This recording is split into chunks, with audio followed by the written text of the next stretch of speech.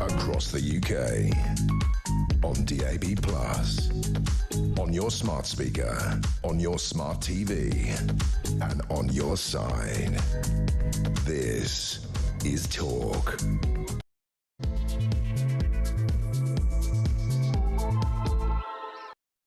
Ah, there you are. The weekend starts here. Good evening and welcome to the Political Asylum right here on Talk. I'm Kevin O'Sullivan. I will be your genial host for 3 thrilling hours of news, views and dynamic debate. Get stuck in, get on the phone and call me on 0344 499 1000, or you can WhatsApp voice note me on the same number and I promise to play your message out. It is Friday, June the 20th. Here's what's coming up. More than 100 more migrants crossed the Channel yesterday as this spiralling crisis escalates at an alarming rate. The latest 102 arrivals takes the terrifying tally for June alone to a towering 25,000. Yeah, that'll probably be next month. This month, though, 2,568. That's so far. And puts beleaguered Britain on course for a record 50,000 at least for this year of an ongoing invasion that two-tier and his hapless government have no idea how to solve. And after Baroness Casey drew a clear connection between undocumented young men pouring over from France and the rape gang scandal, it is clear that Labour's useless migration policies are putting women in danger. How bad is that? 0344 499 1000. Meanwhile, the man who solved Australia's migrant crisis says that Starmer needs to swallow his political pride and revive the Rwanda scheme that he, of course, axed on day one of his disastrous regime, calling it a gimmick. The former Foreign Minister of Australia, Alexander Downer, says that if Starmer does not do this, if he does not swallow his political pride, all hope is lost. Brilliant, eh? 0344 499 1000. Also, tonight, Britain is on a war footing, says Sir Keir, with Churchillian grandeur, as 2 pro-Palestine twonks break into the Brize Norton RAF base and spray red paint into the engines of 2 Airbus Voyagers. With that kind of laughable security, I'd hate to see what happens when Britain is on a peace footing. This is beyond a joke, isn't it? The response of the government so far, they can't find the 2 guys. You know, they went in on electric scooters in the middle of the night. This is a very, very important airbase, the RAF airbase. The group is called Palestine Action. 2 twonks on electric scooters in there, sprayed the engines, got back on their electric scooters, disappeared into the night and remain at large. The government's hardcore response to this is Palestine Action. The group that these 2 idiots belong to is now an illegal group. They've made them prohibited, prescribed. That'll teach them. Unbelievable. How pathetic is this government? 0344 499 1000. And over in Israel, UK nationals stuck there due to the war with Iran and the nightly rain of missiles say they are getting no help whatsoever from the British Embassy, save the dubious advice to head across the desert to Egypt or Jordan, a journey that's very dangerous indeed, I'm told. Is that good enough? I mean, maybe shouldn't we be laying on mercy missions somehow, helping our citizens who are stuck there? Apparently not. Some say this is all down to David Lammy, the Foreign Secretary's antipathy towards the very kind of notion of Israel. Doesn't want to know. 0344 499 1000.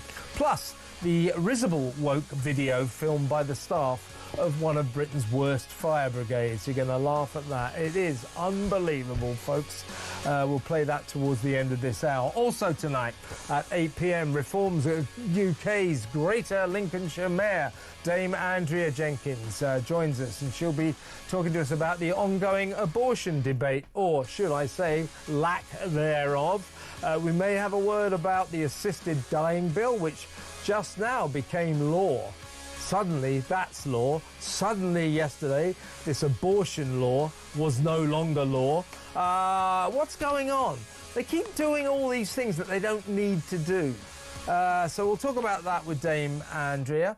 Also, I'll broach with her the ongoing fury over two-tier Kia's appalling slur in January that those who want a public inquiry into the rape gang scandal are somehow far right, and the growing rebellion in the Labour ranks after party whip Vicky Foxcroft's dramatic resignation over Rachel Reeves' benefit cuts.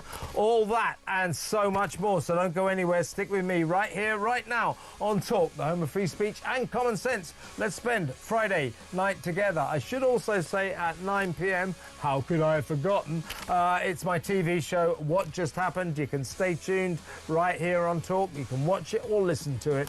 Either way, I can assure you it is utterly magnificent, and the host, man, that's a star in the making, said the host, me. Right, also, it's Friday, so my Friday friend is here. I think last time, was not last Friday, was it, or the week before? He was the actual host. Did a much better job than me, but then again, that's not very difficult, is it? That's setting the bar low. A warm welcome back to Pete Barnes. Hi, Pete. Hi, Kev. How's it going? All right. How did it go? I mean, I listened to some of it. Yeah, I tell you right now, I've never been more petrified in my entire life. I asked you, didn't I? Because I did drive, and I had to do that. So how you feeling? You went, okay, but you were pretty scared. I was terrified. That moment of when they go 3, 2, 1, and you're like, Pete, say something. I heard you. You once you got into once I got the stride, I think it was all right. But the building is still standing and the network's still going, so I'm going to take that as a win. Exactly right. Next time I'm off, you're the man, definitely.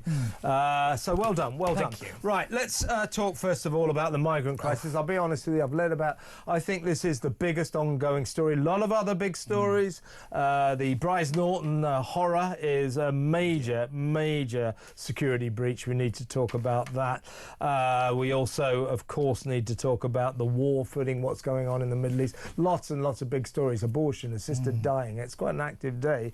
But I still think, day after day, I've done this most days this week, the biggest story going is the migrant crisis, because boy oh boy, with this weather and the English Channel like a mill pond, they are coming over in their droves. A relatively light day yesterday, 102, but a couple of days ago, what was it, 900? It's a huge amount. As I was saying in my monologue just then, basically in this month alone, in the past week, we've seen about 2,500 or something. The tally for June, 2,568 and rising.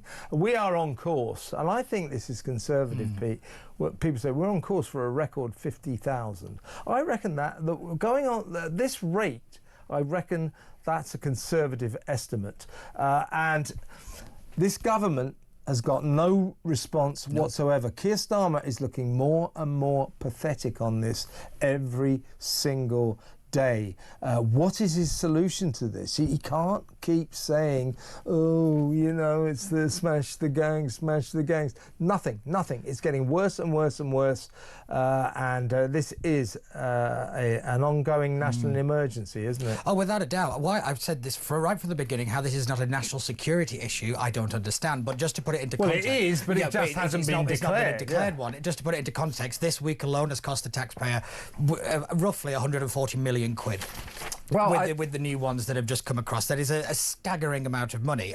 But again, this is where Keir Starmer's really falling down on this issue, is because the amount of money he's having to spend on this is affecting everything else. So he's having to pull money from other services, pull money from everything else to fund the migrant crisis response for whatever you want to call it, because he's got nothing else to do, because he will never do what the Australian former foreign minister has said, is eat humble pie and say he got it wrong. That is what the most important thing is here. The Labour Party's idea of going after the criminal element is not wrong. However, you've got to tackle this at every part of the stream, not just at one bit of it. I mean, I'll take some. I kind of agree, except for in terms of a strategy, in terms of the chronology of a strategy, going after the criminal element, sure, in any situation like this, you want to catch the crooks. But their strategy is wrong. Because smashing the gangs, first you've got to find them, then you've got to smash them. By the way, after nearly a year, they haven't found a single gang and they haven't smashed any gangs. I think they've arrested one person, you know, who had a couple of dinghies on him or something, you know. So they haven't smashed any gangs, they haven't found any gangs. And as I always say, sorry, everybody, you know I say this every night, but I'm going to say it again, smashing the gangs won't work. If you smash the gangs, there will be new gangs tomorrow, because this is supply and demand. What they have to do is stop the bloody migrants. If you don't stop the migrants, there will always be gangs. The problem with this government's approach to this crisis is, as in so many areas, Keir Starmer just thinks it's performative. Get a headline, get through today, let's see what tomorrow brings. He thinks, well, he's worked out, what do you say when someone says to you, what about this migrant crisis, Piers? You go, Keir, you go, smash the gangs, you smash the gangs, evil people smuggling gangs. Well, they're not smashing any gangs, and they're not in any... nor is there any likelihood of them doing this. They've got to stop the migrants. But I think this is the point, is they don't understand why the migrants are coming in the first place. They think the people smugglers are bringing them here. It's not. It's that the migrants are coming here because of other factors, and the criminal element has hopped onto it to kind of make money out of it. It's not that the kind of smugglers started the migrant crisis. That's where they've got the thinking entirely wrong. You know, like we say, it's the pull factors, but also it's the fact that for 40 odd years we've had terrible trade policies that have kept these countries economically underdeveloped, so they're going to come here because they want the lifestyle that we have, that anybody else would. So again, it's, if you supported the customs union and the European Union, congratulations, you helped start the migrant crisis. They're starting to come around, but not so long ago. The Labour will kind of sort of paint this picture that somehow or other these migrants were being forced across the channel. Well, what do you mean forced across the channel after handing over £1,200, £1,500 to make the journey? That doesn't quite wash, does it? By the way, there are so many coming across now, and the evil people smuggling gangs, as you have to call them, are doing so well that the prices now are down to 250 quid. Of course, we have the ongoing problem of the fact that French are doing the square root of Soddle. The most hilarious image of this week, when you hear these stories, the French, you know, they really don't do much to stop these migrants. And the French say, we actually do. We're firing tear gas at them now. What happens when they fire the tear? I don't want them to do that, actually. But they fire tear gas at them, and the migrants just walk round it. And if you think... if you suspect that the French aren't putting much effort into pursuing these migrants and stopping them getting into the sea or the boats, I give you the incident this week where they failed to catch up with and stop a 75-year-old man on crutches. Oh, good Lord. So there he is. There you. I mean, they didn't even stop him. They're not going into the sea. They said they would. That's a big one. And by the way, they are what they're doing now. There was pictures this week where they did get into a dinghy, the cops, the gendarmes. But all they did was sort of circle around looking. they're not stopping these migrants. So that carries on. Let's now talk, though, interesting intervention today from a guy called Alexander Downer, who was the foreign minister of Australia back in 2000. He was the High Commissioner here as well. In 2014, 20,000 migrants broke in or tried to break into Australia. Mostly their migrants come down from Indonesia towards the north coast, Darwin and all that. So they had a real problem. So Alexander Downer and his acolytes, they came up with a scheme. They said, right, what we're going to say to these migrants is you came here illegally.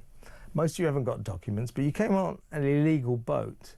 We don't allow people to just pitch up on our beaches and say we demand to stay. You've broken our laws, ergo, you negate your right to claiming asylum. So we're going to stick you on an island, and in 2 weeks we'll deport you. They process them in 2 weeks and deporting them back home. So we could do that as well. Yeah. What that highlights is this, that when all these bleeding heart liberals go, it's not illegal to cross the channel and claim asylum. It is. It is illegal to cross the channel in an unregistered vessel, on an unregistered voyage, and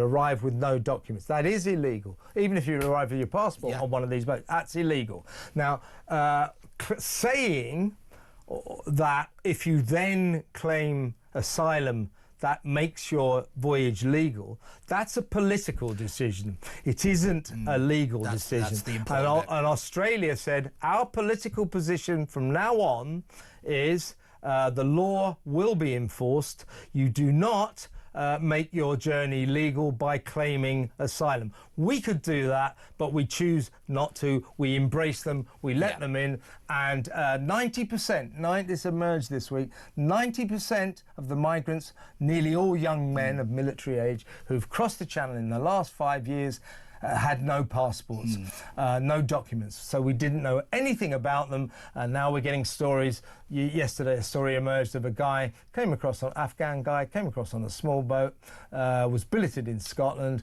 and almost immediately raped a local 15-year-old girl.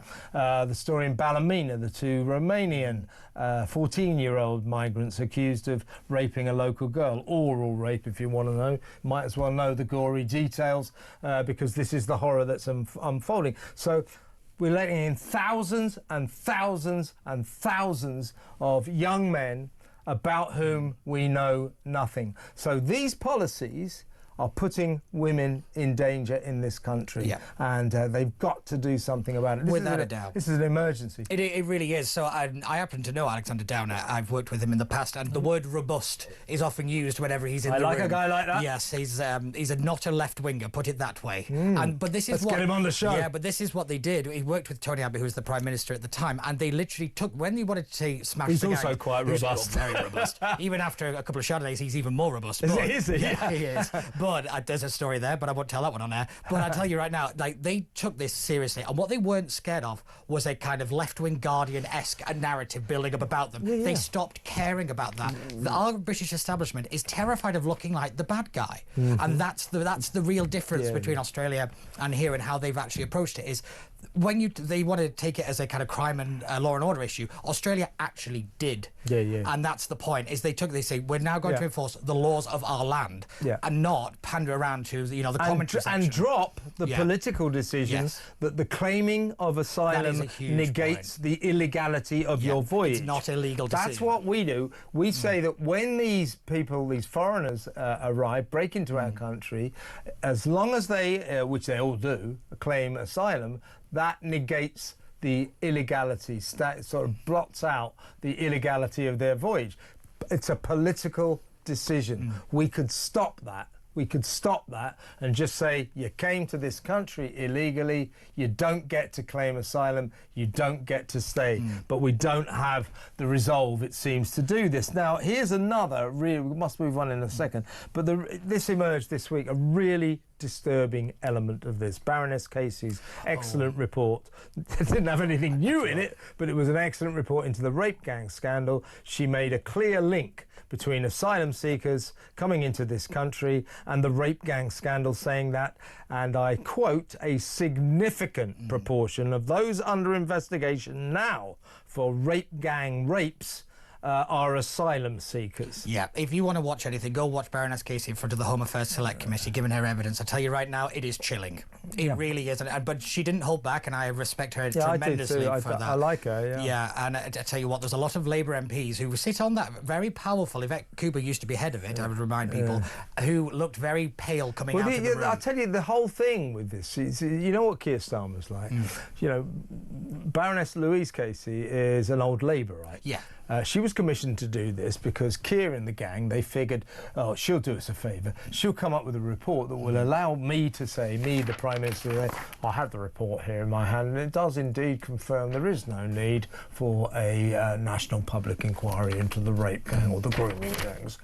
But Baroness Casey is made of sterner stuff. Yes. She took one look at this and said, I'm not going to do that, and gave Keir Starmer 190 pages that forced him to call this inquiry. He's not happy. They still are furious about this. Yeah, because she was seen. They thought she was one of theirs. Yeah, exactly. Like in the same way they were disappointed in the Supreme Court in that decision over the gender issue. They thought they were, oh, they're on our side. They'll go with our. And then when it didn't, they suddenly been left holding the can. Yeah. What's interesting with the Casey report is the fact that what is the material difference? Because at one point Keir Starmer was saying, well, we have the Casey report, we don't need any more evidence, we've got everything here. Baroness Casey said, you don't have the evidence. She basically went up there and said, yet again, Keir Starmer has lied. Essentially, that's what she said. Yeah. And it is very dangerous to ignore this now because, like we said, we're starting to see links between certain bits of it all come together, and I tell you now, my fear is the new investigation is going to be, oh, it's austerity, who's to blame? I happen to know there are elements bubbling under which, I mean, literally could put this government in big trouble. There are elements of this that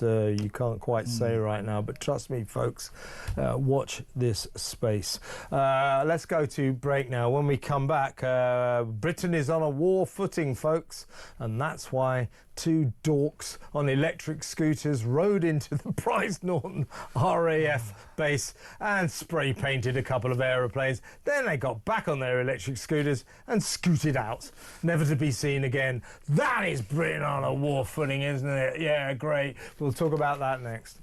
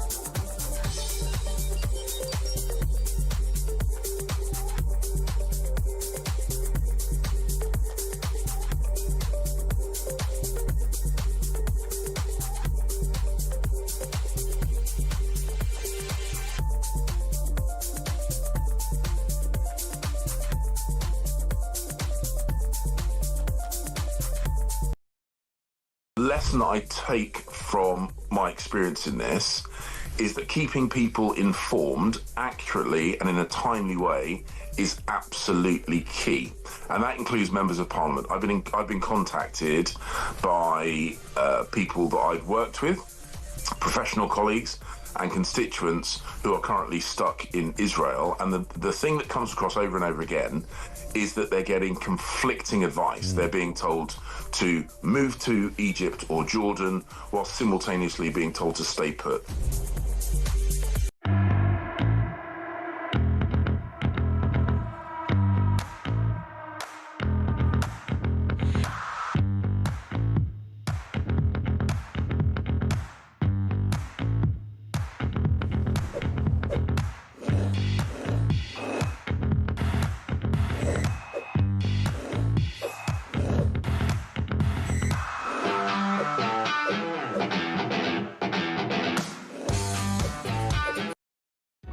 Across the UK, on DAB+, on your smart speaker, on your smart TV, and on your side.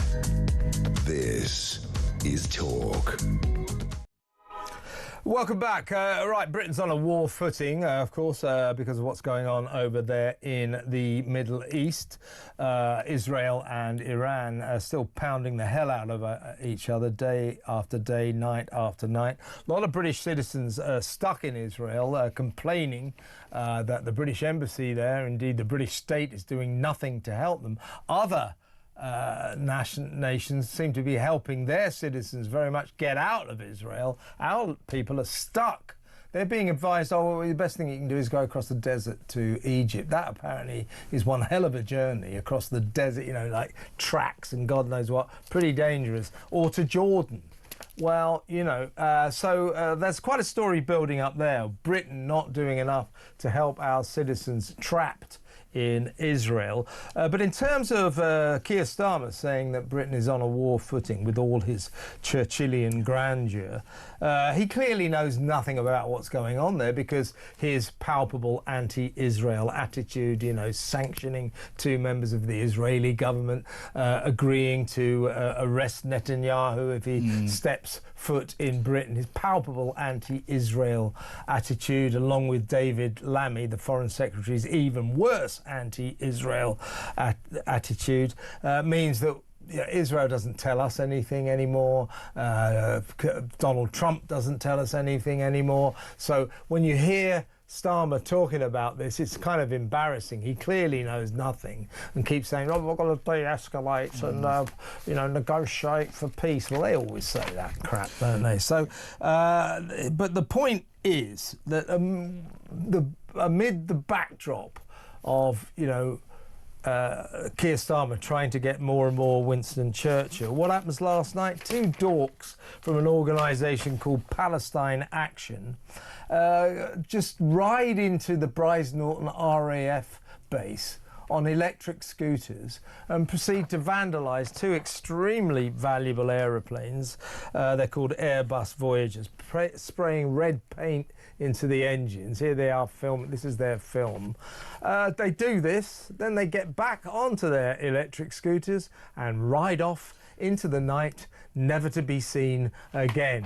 What is the government's reaction to this? They've made Palestine Action a forbidden organisation. They've proscribed them. Big bloody deal. Who cares? We don't know much about this Palestine Action group. There's a couple of founders called Huda Amori. He's British, born to a Palestinian father and Iraqi mother. Family displaced in 1967, so on. So that's a she, yeah. And the other one is Richard Barnard. He's a British activist in his 50s, raised a Catholic, converted to Islam.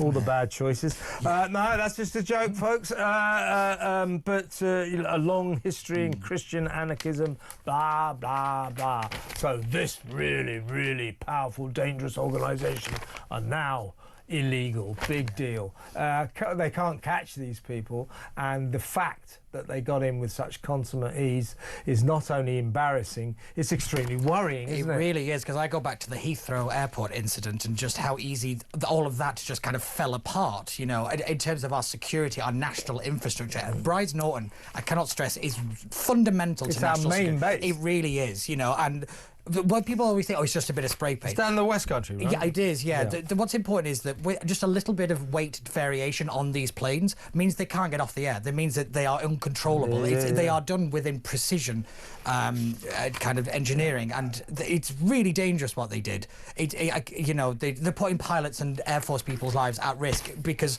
you know, of the threat that they caused. But again, it's the fact that they were on an electric scooter. I can't get past that because, again, it's good for the environment. No, of course, yeah. I would love to know the link between this lot and Just Stop Oil, or do you know what? You know, I bet they're all involved in the same thing. Yeah. Joined at the hip. Yeah, it's you can probably get joint membership. Oh yeah, definitely for a kind of bargain knockdown price. It's what do they call it? Reciprocal membership. Yeah. But no, it's very concerning. Again, that, you know, national security is so lax. Look at them that just filming it. Yeah. Where is everyone, by the way? There's nobody out there. I mean, there should be guards out there. This is our Air Force. I know. Look at this, ridiculous. And Starmer's wandering around saying we're on a war footing. I think he's walking around like his shoelaces are tied together more than anything else. Yeah. You know, it's ridiculous. If that man is trying to emulate Churchill, I'm sorry.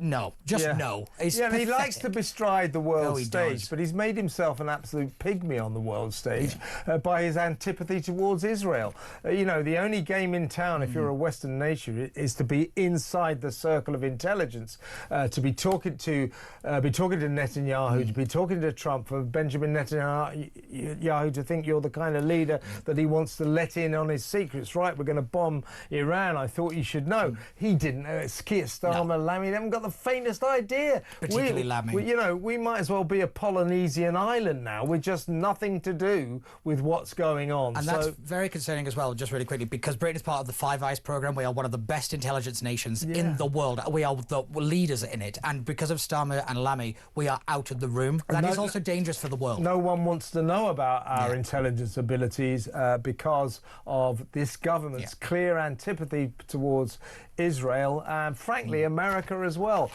Donald Trump now, I don't think, 2 weeks I might get involved. He won't. So he has decided not to join Israel in the bombing of Iran, but that will continue. Iran will continue to bomb Israel, and this is going to escalate. There's no doubt about that.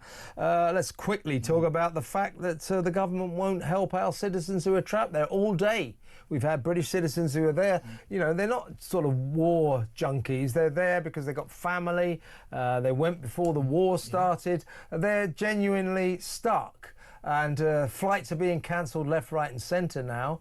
And the government's doing nothing to help them. Other nationals from other countries are really being helped by their embassies. Our lot are just saying, well, why don't you get in a car and go across the desert? Do you know that really dangerous desert where you could be... Drive along that at the dead of night with no security, no nothing. That seems a really sensible idea. I mean, just the stupidity of that comment alone is just staggering to me. But again, it's the incompetence of the Foreign Office, run by one of the most incompetent people to ever work in Westminster, David Lammy. Who doesn't want to know about Israel? You're in Israel. What'd you go to Israel for? I hate that country. That's basically his attitude. Let me know what you think about that, folks. The abandonment of our people, our citizens in Israel. We've had people crying. I've been listening today, people calling up and crying because they're stuck there, you know, and every night they have to go to the bomb shelter because this nation will not help its citizens trapped in that war-torn country. 03444991000. Let's go to break and talk very quickly after we come back by another one of these appalling decisions allowing a foreigner to stay and who should seriously have been deported. Another lefty judge makes an appalling decision. That next, stay tuned.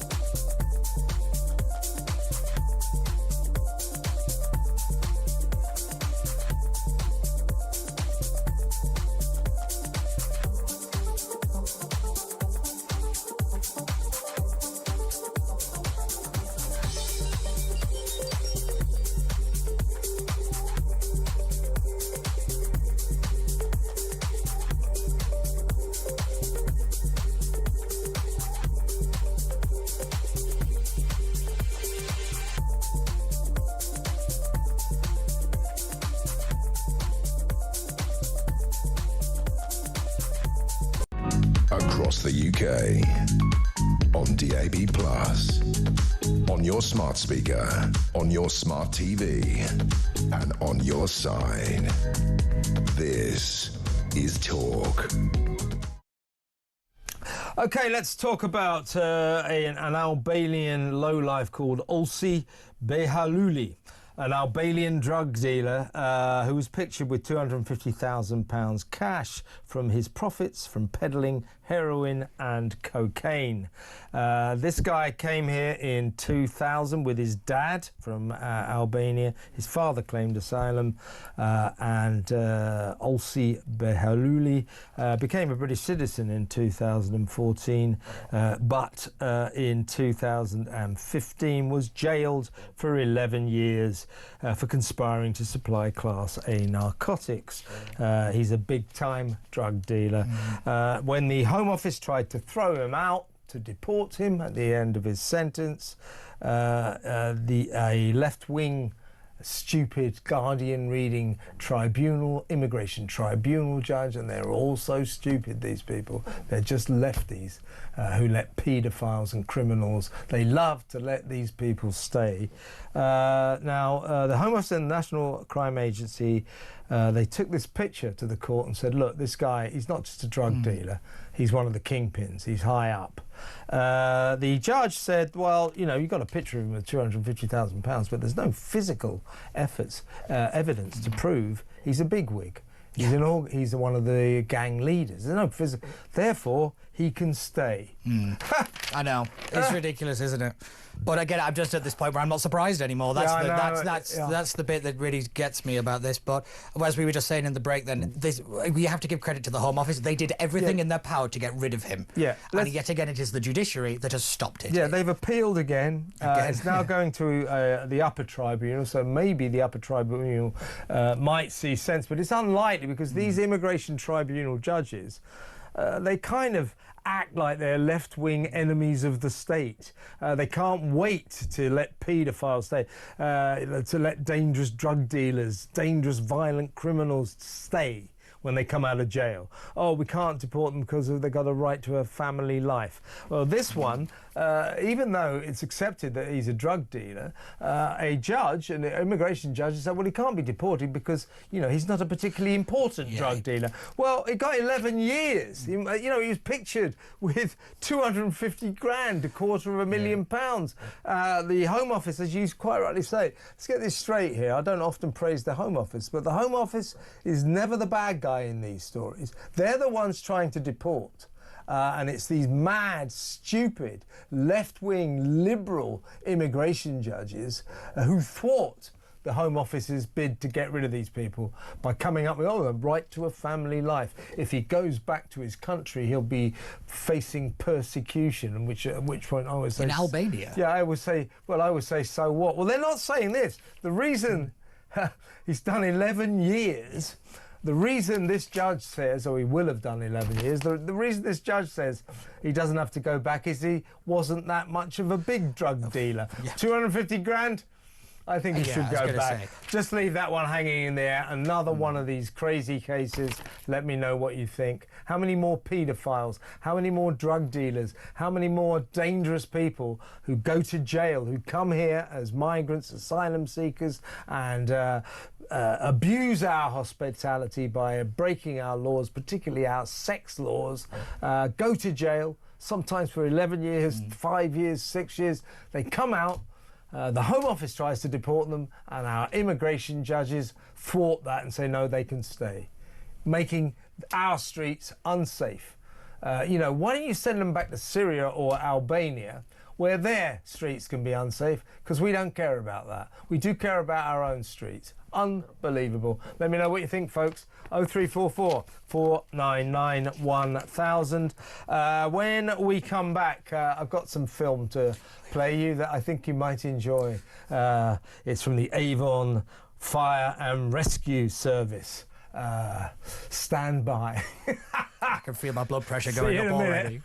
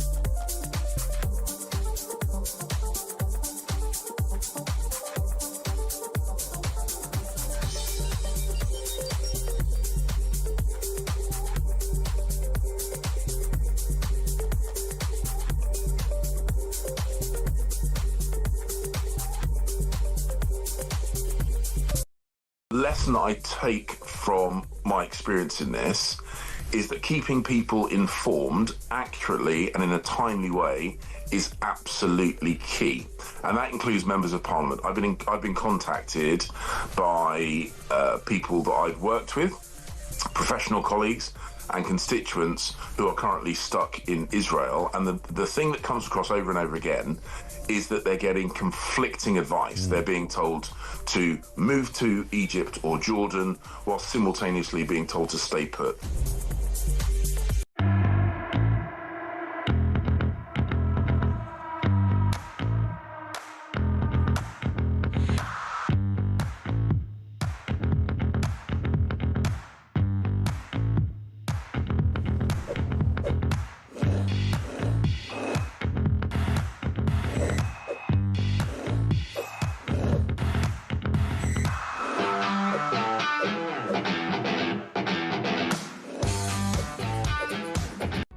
Across the UK, on DAB+, on your smart speaker, on your smart TV, and on your side. This is Talk. Welcome back. Let me preface this story by saying I'm all for pride and I'm unwavering in my support of the LGBTQ community. So that said, here's a film made by the Avon Fire and Rescue Service. This is a special video they've made for Bristol Pride 2025. It's called Are You In? It's a mini movie and it features staff donning rainbow garb, painting their faces and confirming that indeed they are all in.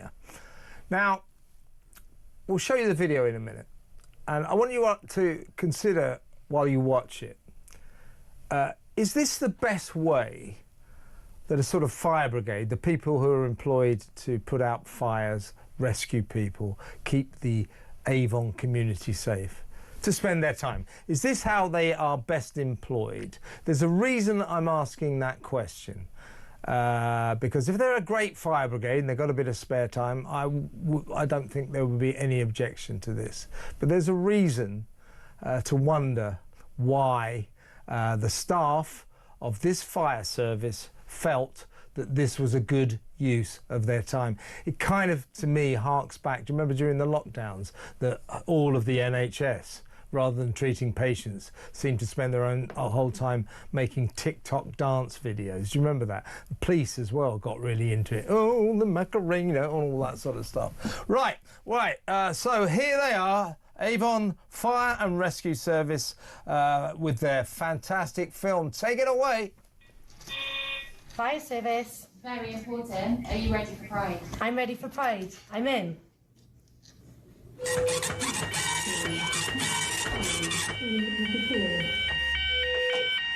Hello? Hello, it's Control. Are you ready for Pride? I'll be there.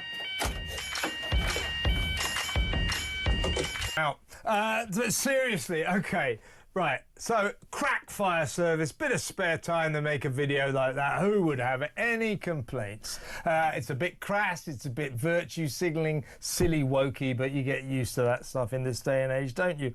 However, let's take a look, shall we now, at Avon Fire and Rescue Services 2023 to 2025 report card. This is filed by Her Majesty's Inspectorate of let me get that right. I've got to get the right thing. Here we go. This is the report, the official report by His Majesty's Inspectorate of Constabulary and Fire and Rescue Services. They're kind of a watchdog, official watchdog for the police and fire brigades. You know, you're not allowed to call them fire brigades anymore. You know, one of those perfectly good terms that somehow is not acceptable anymore. So Fire and Rescue Service, in real terms, fire brigade. Right, here's their report card. Are you in? Right, here we go. Now they've got this is the classifications, right? You can get the outstanding, good, adequate, requires improvement, or the very worst grading inadequate. Right. OK, here we go. This is what Bristol, or rather Avon Fire Brigade, got for understanding the risk of fire and other emergencies. Inadequate. Preventing fires and other risks. Inadequate. Protecting the public through fire regulation. Adequate. Not bad, they're getting better. Responding to fires and other emergencies. So you give them a ring and say, my house is on fire. Inadequate. Responding to major and multi-agency incidents. Adequate. Making best use of resources. Requires improvement. And so on and so forth. The best mark that this fire brigade got for anything, for any category, was requires improvement. Mostly they've got inadequate. So in essence, responding to emergencies and putting out fires, this fire brigade was rated useless, the worst possible grade. So my point is, given that this fire brigade is such an underperforming disaster, would not the staff there be better employed working on getting better at putting out fires and responding to emergencies? You know, this kind of woke virtue signalling nonsense is okay if you're a crack service doing a great job, but this is stupid, isn't it, Pete? Yeah, as a gay man, I found what we've just watched absolutely offensive. I mean, I think I became more homophobic watching that, I'm not going to lie. Yeah, I should say, Pete, as he says, is a gay man, so it's interesting. It's absolutely. I hate Pride. It does not represent the gay community. I think it is an abhorrent waste of time, money, and effort. It's just people that want to have a little bit of a drink on a Saturday afternoon.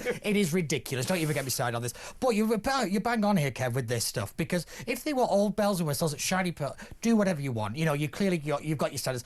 This is inadequate. Is a terrible rating. It is dangerous. People's lives are in that lot's hands, and they're useless, and it is dangerous, and it is a waste of time.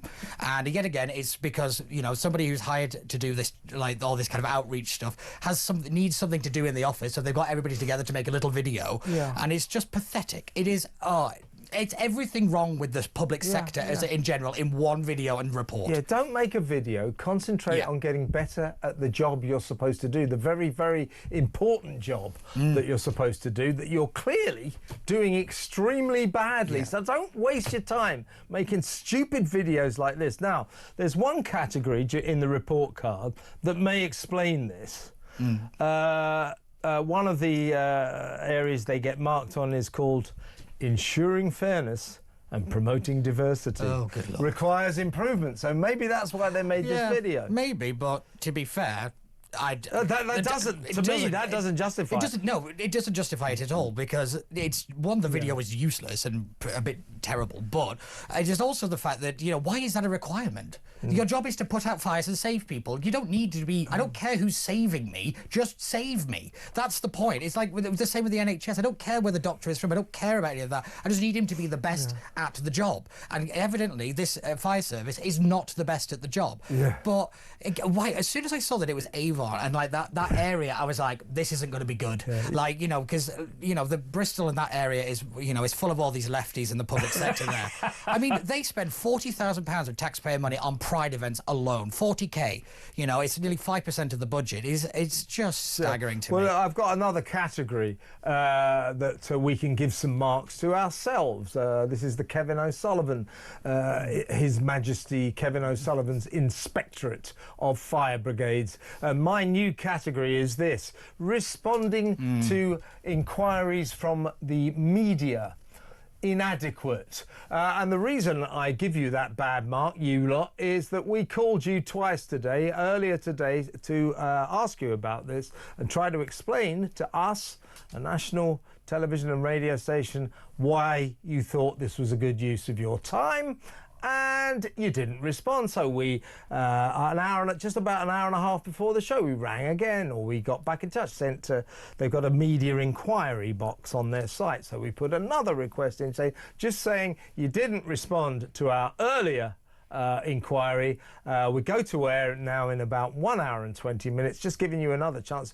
What would you like to say about this? You know what's happened. No answer came the reply. So there you go. Inadequate. I mean, this is Avon is a major county of this country.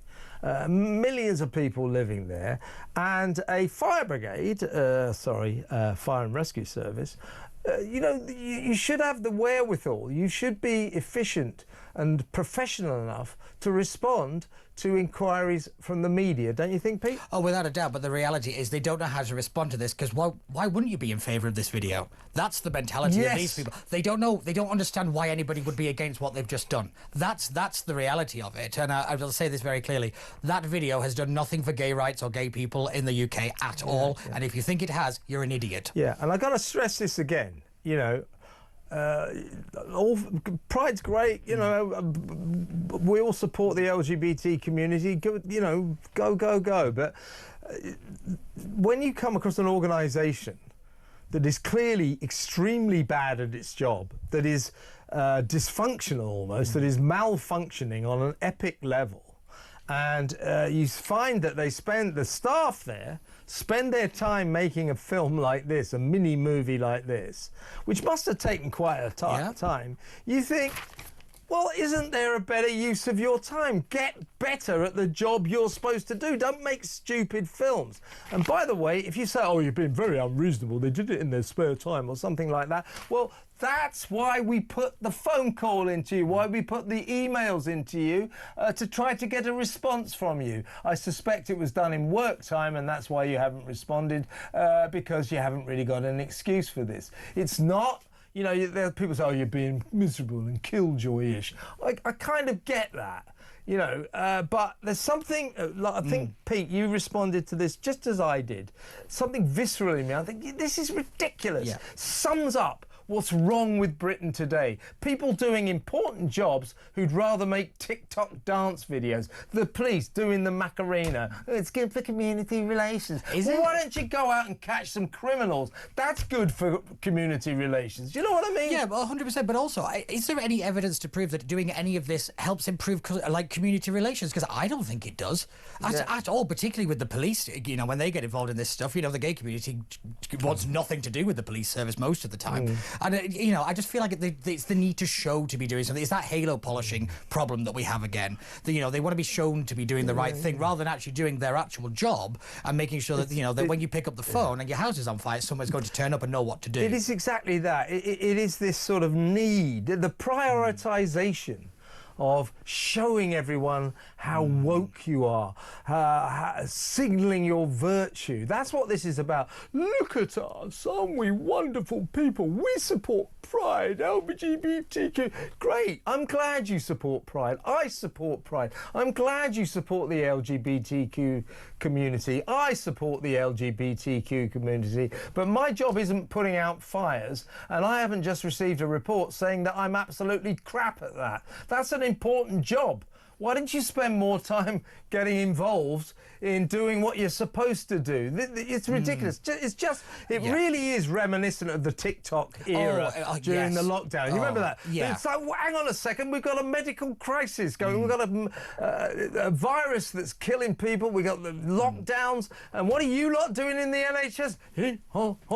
Doing dance formations, going through the ward and putting it on TikTok. It's just asinine. Yeah, you're all saying that you're understaffed and underfunded and exhausted, but yet you could do a full routine with 30 of you. I mean, that's quite impressive if you're all supposedly that tired. But again, it's a stupid idea they have that it makes an ounce of difference. Yeah. That's the thing that annoys me the most about this kind of stuff. Like we said, they should be better as a fire service, but it's the fact that they think that all this stuff is so important, it's so necessary. The thing that their job is reaching out, put the fire out. That's what I need. Don't reach out, put the fire out. There you go. That's a headline for you. Never mind, I'm in. I'm definitely out, and I am out. Yeah, as they say on Dragon's Den, we're out. Yeah. But, I mean, I'll just go through it again. Understanding the risk of fire and other emergencies, inadequate. How do you not understand? Preventing fires and other risks, inadequate. Protecting the public through fire adequate. Responding to fire and other emergencies inadequate. That means if you phone them up 999, my house is on fire, the Avon Fire and Rescue Service will respond inadequately. So your house will probably be a pile of ash by the time they get there because they'll be too busy making their videos. It is ridiculous, folks. Let me know what you think about this. Let me know what you think, please, because Pete and I are at a loss. 0344499 1000. When we come back after the news, very pleased to say, friend of the show, Dame Andrea Jenkins will join us. She's the Mayor, the Reform UK Mayor of Greater Lincolnshire, of course. Lots to talk about with her. Stay tuned for Andrea. Back in a mo.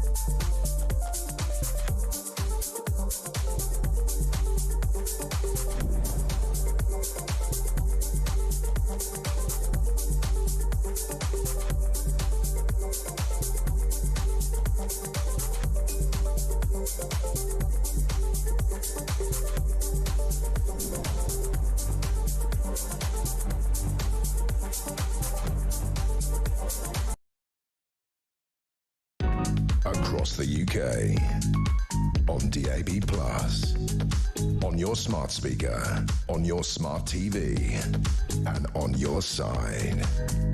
This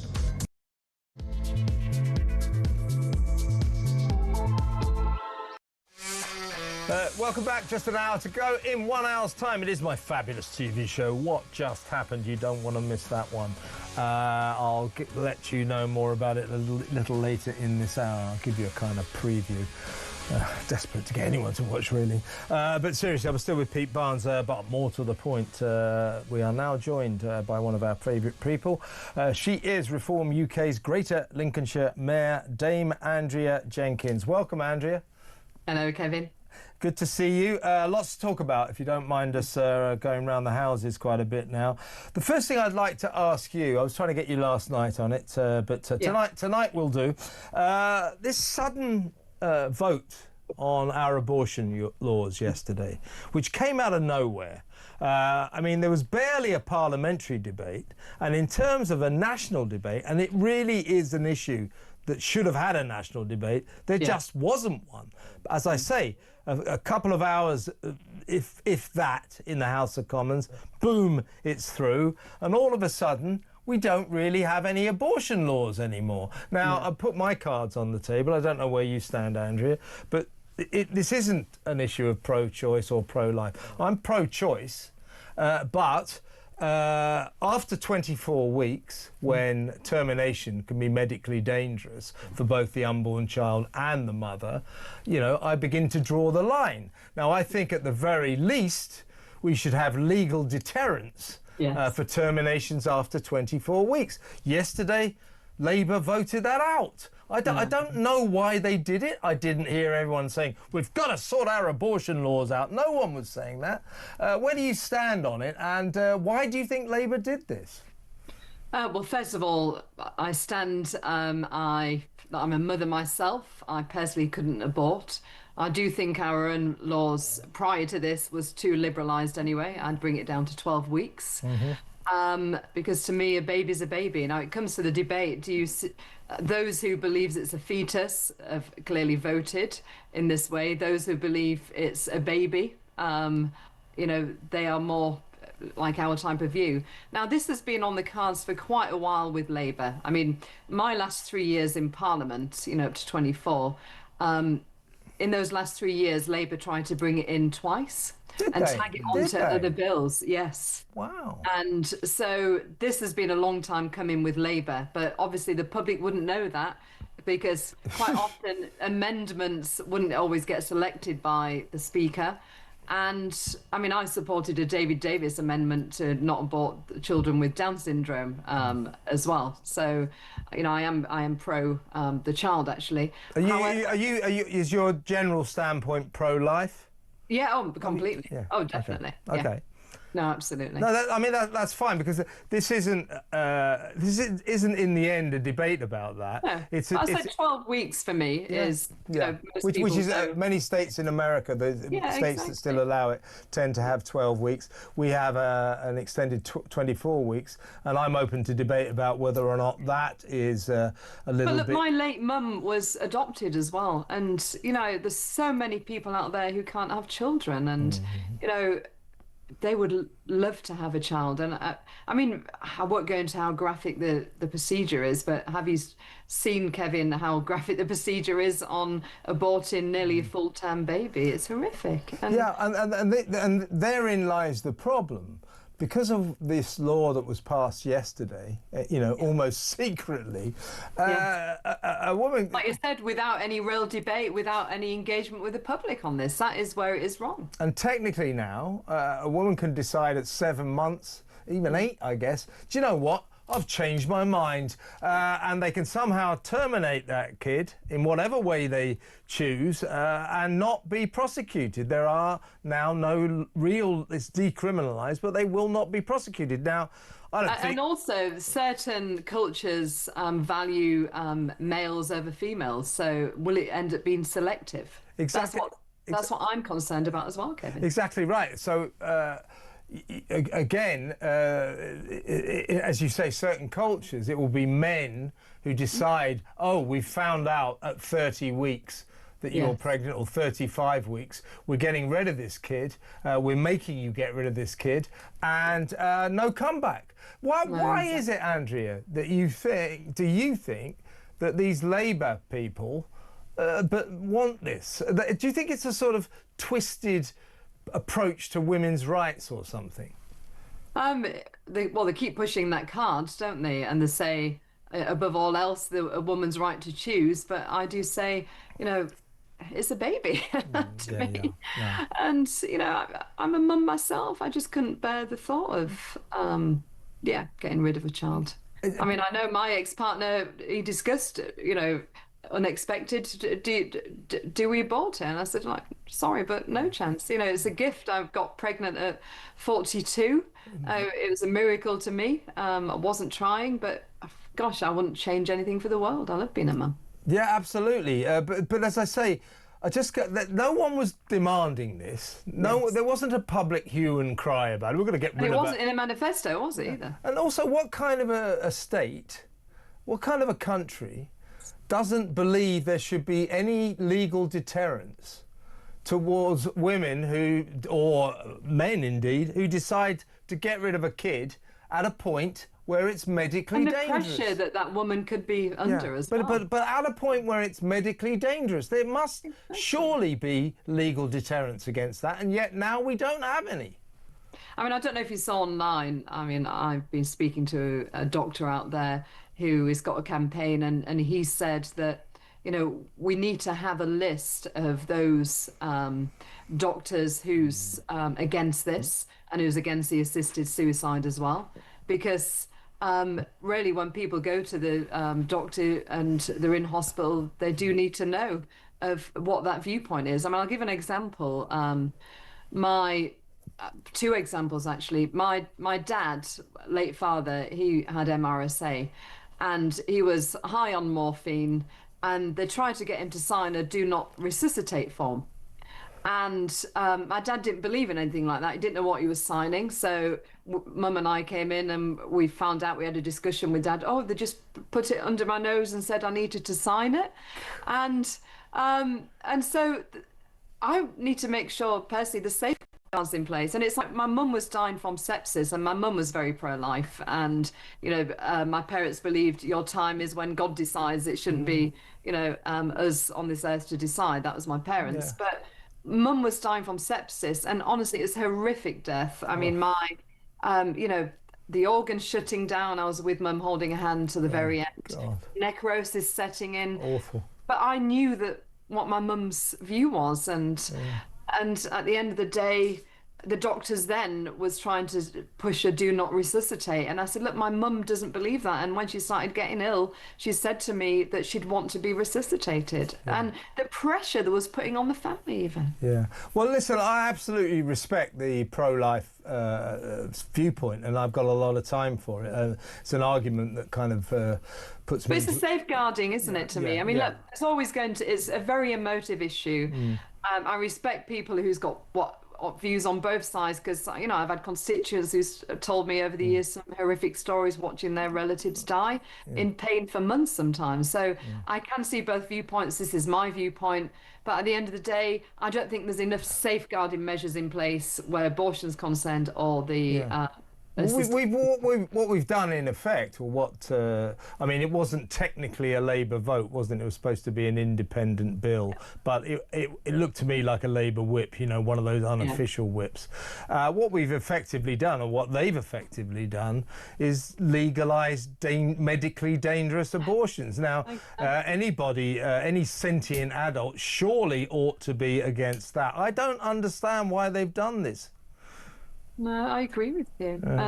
But I understand why they've done it, because this has always been their agenda. As I said, they've tried to bring it twice in the last 3 years.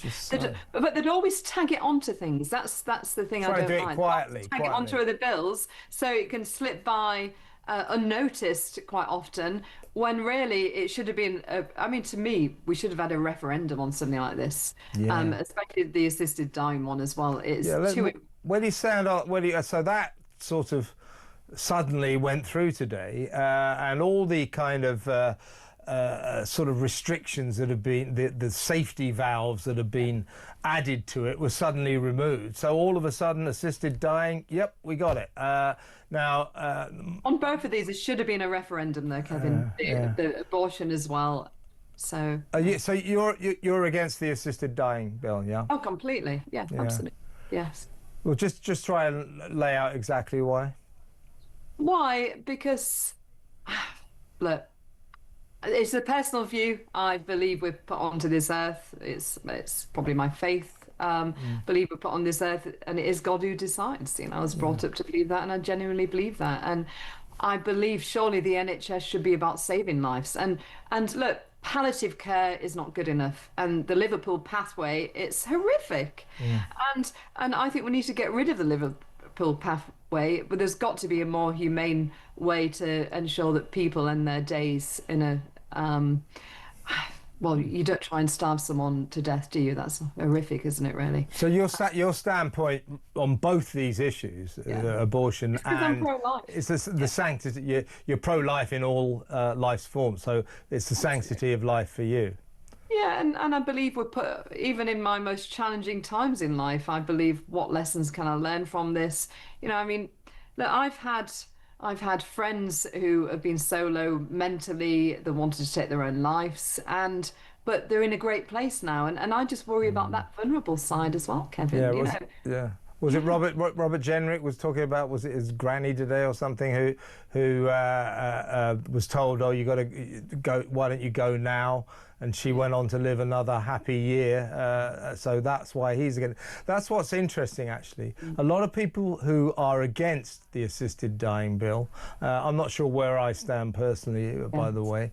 I mean, I kind of, because I think in both these issues, I kind of think, oh, people should make decisions about their own bodies, but it's not that it's safeguarding, though. It's not that exactly right. It's not that simple. I mean, I can see both sides. You know, if your loved one's suffering, you want to end that suffering for them. But I seriously do believe we've got to really fight for every life, really. Unless they're paedophiles or something, I don't want them on the air.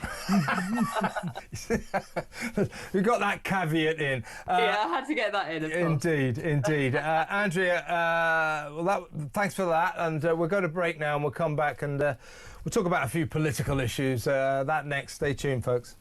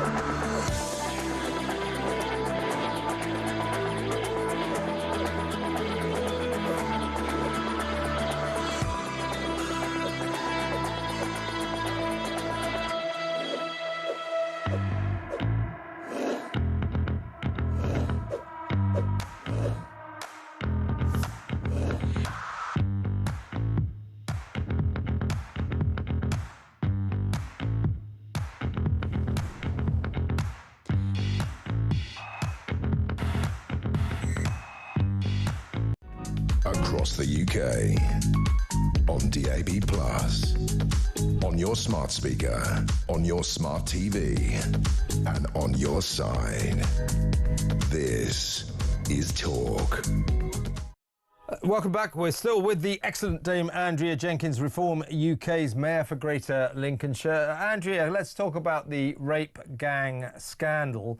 Now, I'm banging the drum about this. I'm getting a bit obsessive about it because I don't think, in fact, I know I'm right in saying Keir Starmer has still not explained why he thinks, or why he thought in January that people who wanted, quite rightly, a public inquiry, a national public inquiry into the rape gang scandal, were climbing aboard a far-right bandwagon. He's excusing it by saying, I was referring to politicians, to Kemi Badenoch, to Chris Philps, as if that because he wasn't referring to the great British public, that's all right. So my question is, it still doesn't explain it. Why, Keir Starmer, did you think that Kemi Badenoch and politicians and Chris Philp,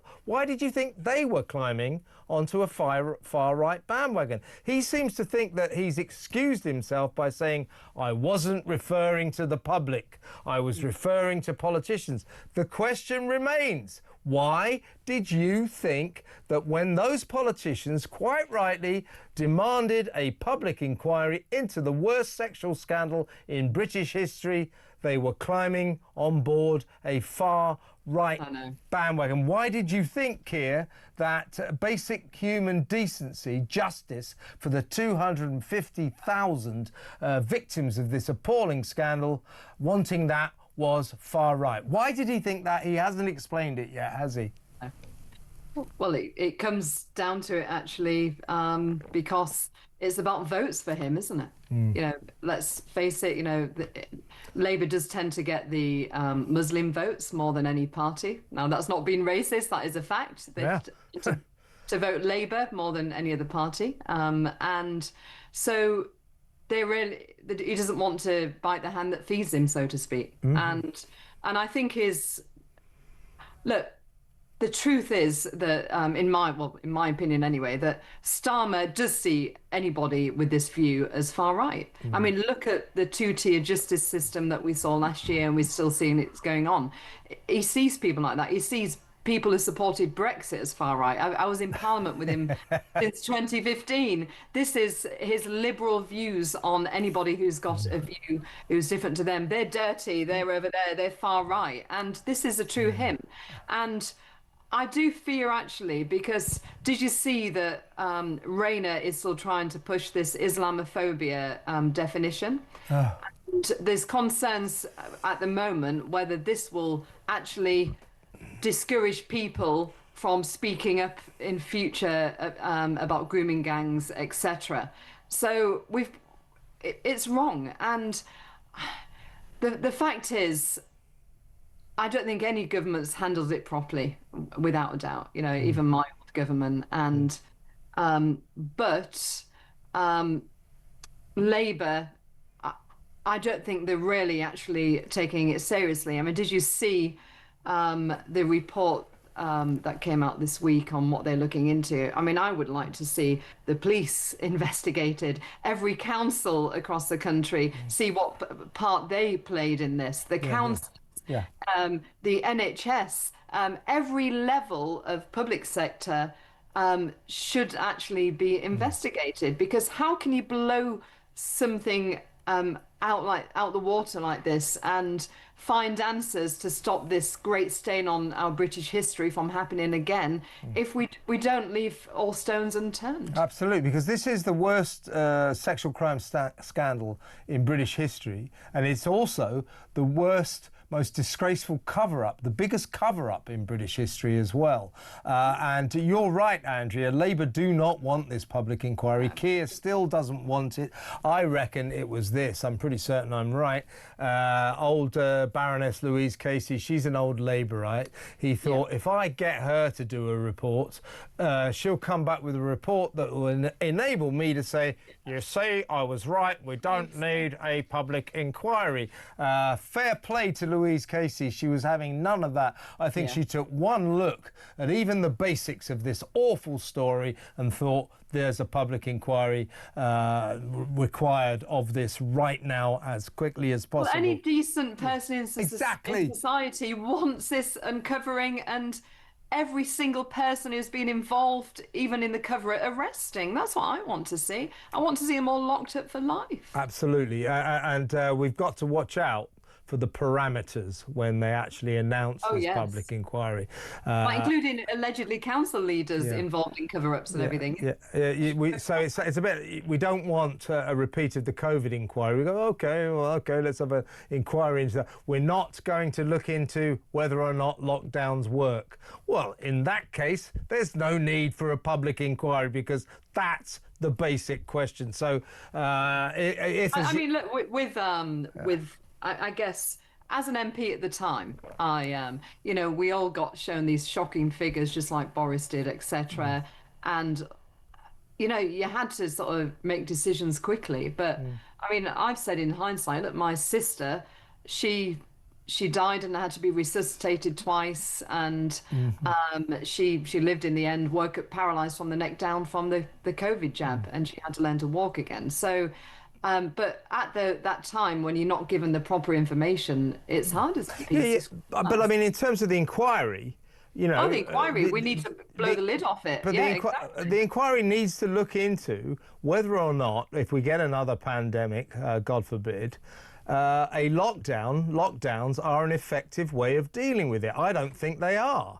I think it's... Well, look at the WHO, the World Health Organization, what Starmer signed us up for. Yeah. I mean, I was probably one of the first MPs in Parliament actually to speak out against this the last few years, to say, look, I'm really concerned about a supranational organisation being able to tell us that we can have lockdowns. Exactly right. That's wrong. There's no sovereignty. But as I say, the parameters of the COVID inquiry mean that its remit does not cover whether or not to look into whether or not lockdowns work. The only thing the COVID inquiry is considering is, did we lock down early enough and hard enough? Well, you know, that isn't good enough. So in other words, it should be actually looking at the jabs and how dangerous they are. And whether or not that's what it should be looking at. And whether or not lockdowns work. I don't think they did. I think it's self-evident. No, I don't. But Boris was right initially, because he said herd immunity, and it was pressure from the cabinet, it was pressure from the chief medical officer with the doom-mongering figures that changed their mind. Absolutely. But I'm just saying that you know, you get an inquiry and everybody goes, yeah, good idea. Then you have to watch out for the subtext and the parameters. So when it's got to be worth the paper it's written on. Exactly. So when this rape gang inquiry starts, the parameters better be right. And I couldn't agree with you more. We've got to, they've already said we're going after the rapists. We're going after the rape gang members who got away with it, who should have been charged. Well, good. Are you going after the police chiefs that turned their backs? Are you going after the social workers who turned their backs, turned a blind eye? Are you going after the local... But you might want to get Lucy Allen on the show, you know, former MP, Telford. Yeah. She was brilliant at speaking upon this, and... You're right. The amount of times that she literally got pushed back by the local Labour council on this when she was trying to expose them. It's worth getting her on, because she fought so much against this. Absolutely. So rape gang inquiry, good. You're right. Labour still don't really want it, but they've been sort of forced into it. And my suspicion is that old Jess Phillips, the safeguarding minister for women, who didn't want an inquiry into this, I mean, she needs to get a different job, doesn't she? I mean, how is she safeguarding women, saying we don't need... She worked for a domestic abuse charity. Yeah, I know. Prior to politics. This is the 200... She voted against having an inquiry in the first place. Exactly. 250,000 vulnerable Again, it's down to her young white voters, girls. Kevin. Yeah. It's down to her voters. Yeah, exactly right. Exactly right. So Labour and Jess Phillips, I mean, Jess Phillips...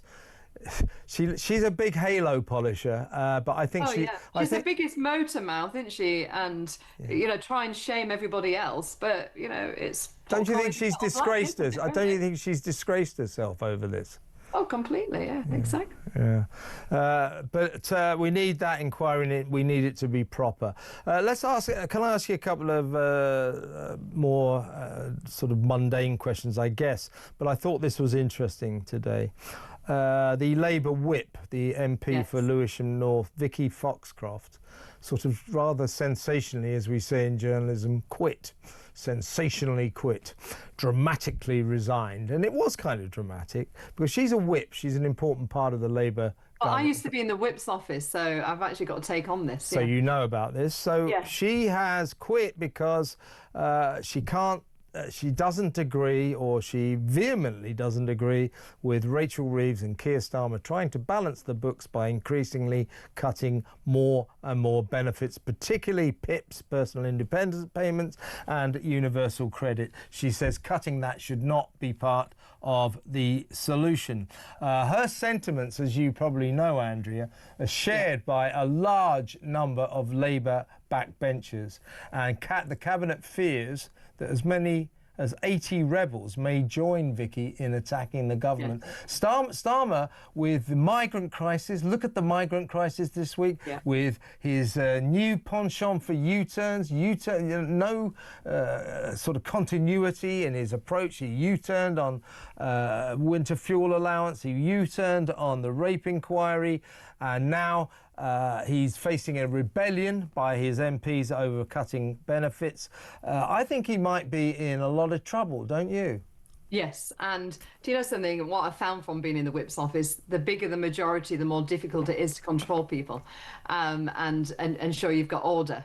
Because if you think, I mean, look, I was a rebel myself. It's sort of like a poacher turned game. I remember. Wasn't it? Yes. I've always been a rebel, but I was a Whip during Boris's time and seen it from the other side. But I think, look, when you've got a big majority as an MP, you think that, oh, well, I'm only one of a handful who's going to vote against this. It won't bring down the government. So they get away with it, but then that starts building one person. And once you've done it that first time and rebelled, it becomes easy after that.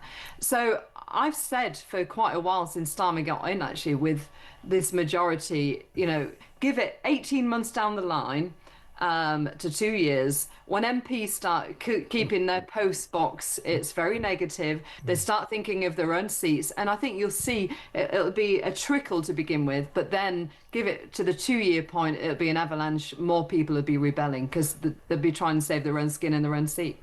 I mean, he's basically useless, this guy Starmer, isn't he?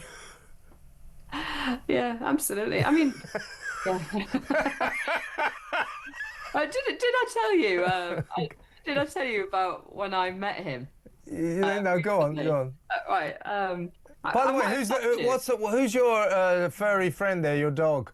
Oh, that's Gertrude. I've got 3 dogs. Gertrude. Okay, nice to meet you, Gertrude. I've got Guinevere trying to jump up now. Guinevere. Okay, well, Gertrude's a star. So are you. Let's get Guinevere in. No, seriously, tell us about Starmer. Right, you know, I had this meeting with the mayors recently, and we met Angela Rayner first in a session round table, talking about growth, etc. Then we met Starmer and Rayner together. Now, they sent this information through beforehand, and it was broken down per region, statistics, etc., and the potential growth areas for each area. Now, he'd missed Lincolnshire off. It wasn't in the East Midlands. Well, it's only a small county. Yeah, and it wasn't in the Yorkshire and Humber. So I made a joke out of it and said, you know, Prime Minister, you know, is this a taste of things to come? Yeah. Are you trying to get rid of me in Lincolnshire? And he obviously hasn't got any humour. I mean, other people around the table was actually laughing. Yeah. And he said, it wasn't me who prepared this report. It was my team. Yeah, we didn't think you actually. Right. We didn't think you were sitting up there or late at night working on your laptop with this report. You're the damn Prime Minister. Listen, Andrea, it's fabulous to talk to you. You're going to come in and see us on Monday? Yes, absolutely. Love to All go right, yeah. So I haven't met you in person, I don't think. No, you're in for a real treat. No, I am. Bring Gertrude and Guinevere. No, we will see you on Monday. Lots more to discuss. I want to get your take on Doge and all that. But great to talk to you now. Have a lovely weekend. That's Dame Andrea Jenkins, Reform UK's excellent mayor in Greater Lincolnshire. Great woman, I think. Well, we'll be back in just a minute. Stay where you are, folks.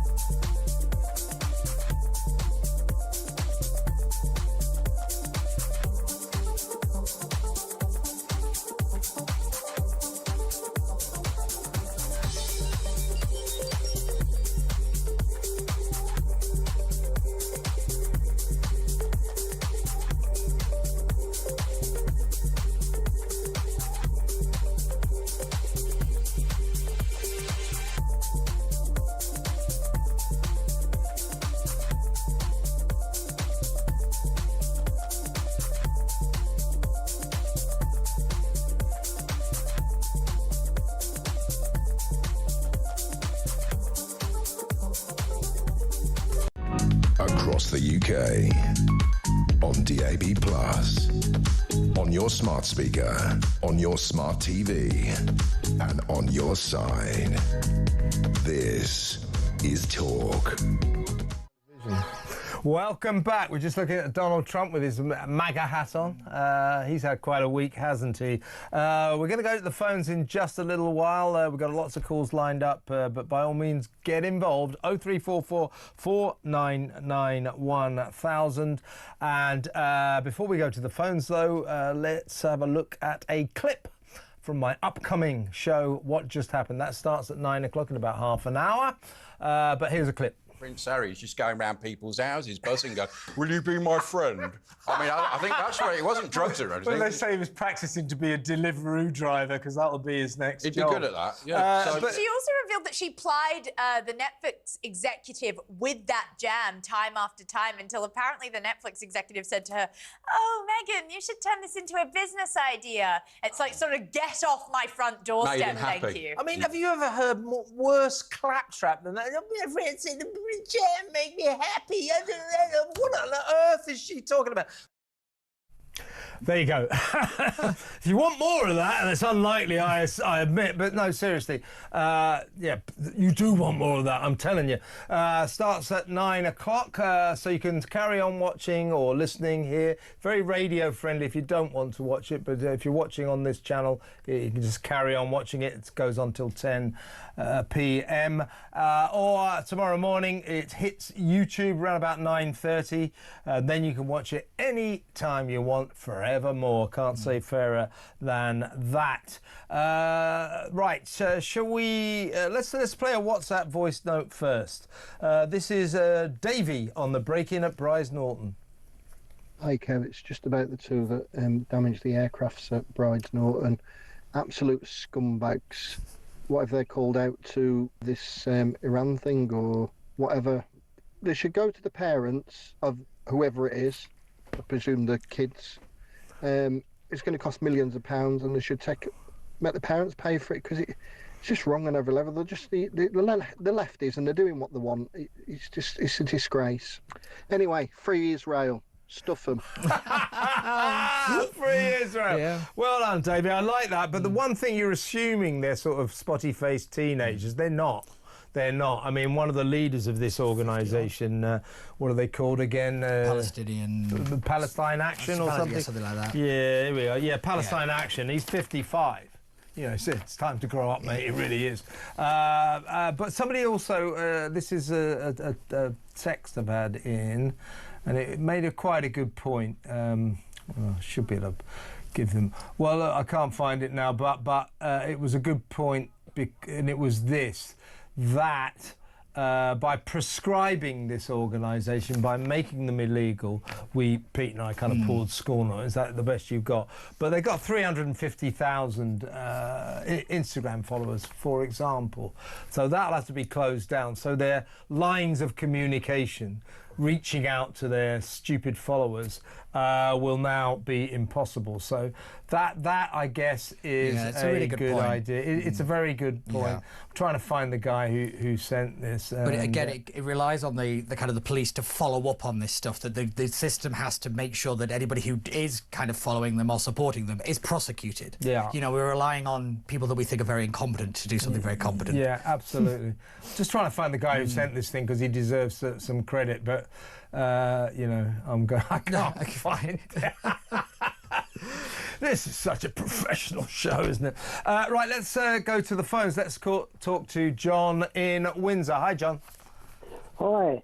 Hi, Kevin, first-time caller. Oh, well, welcome. Don't make it your last call. Go on then. I certainly won't, Kevin. I was in line with a guy that spoke before.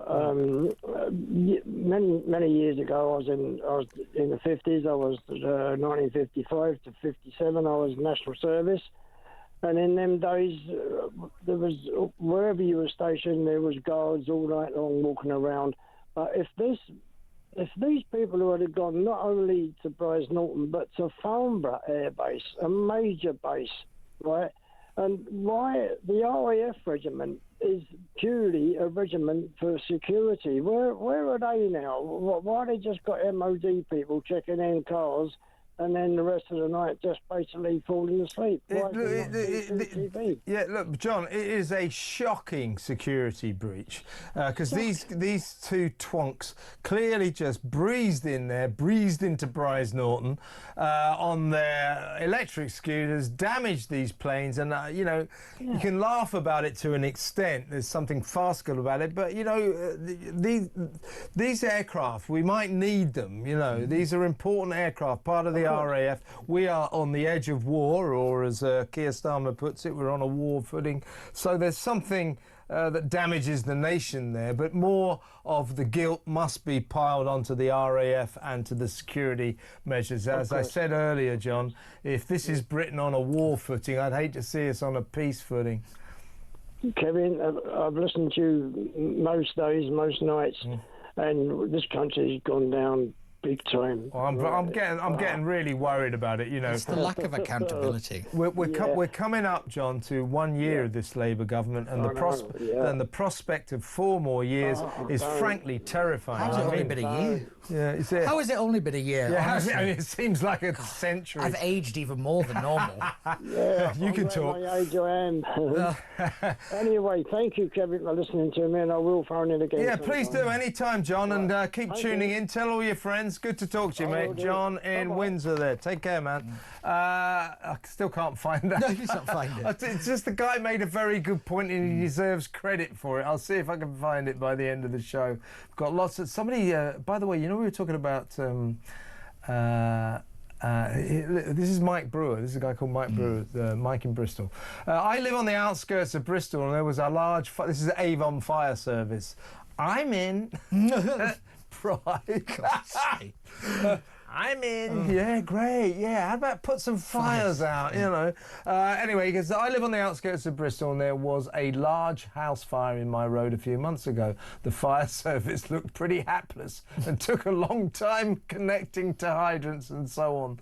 By the time they doused the building with enough water to flood anything which might have survived, the house was ruined.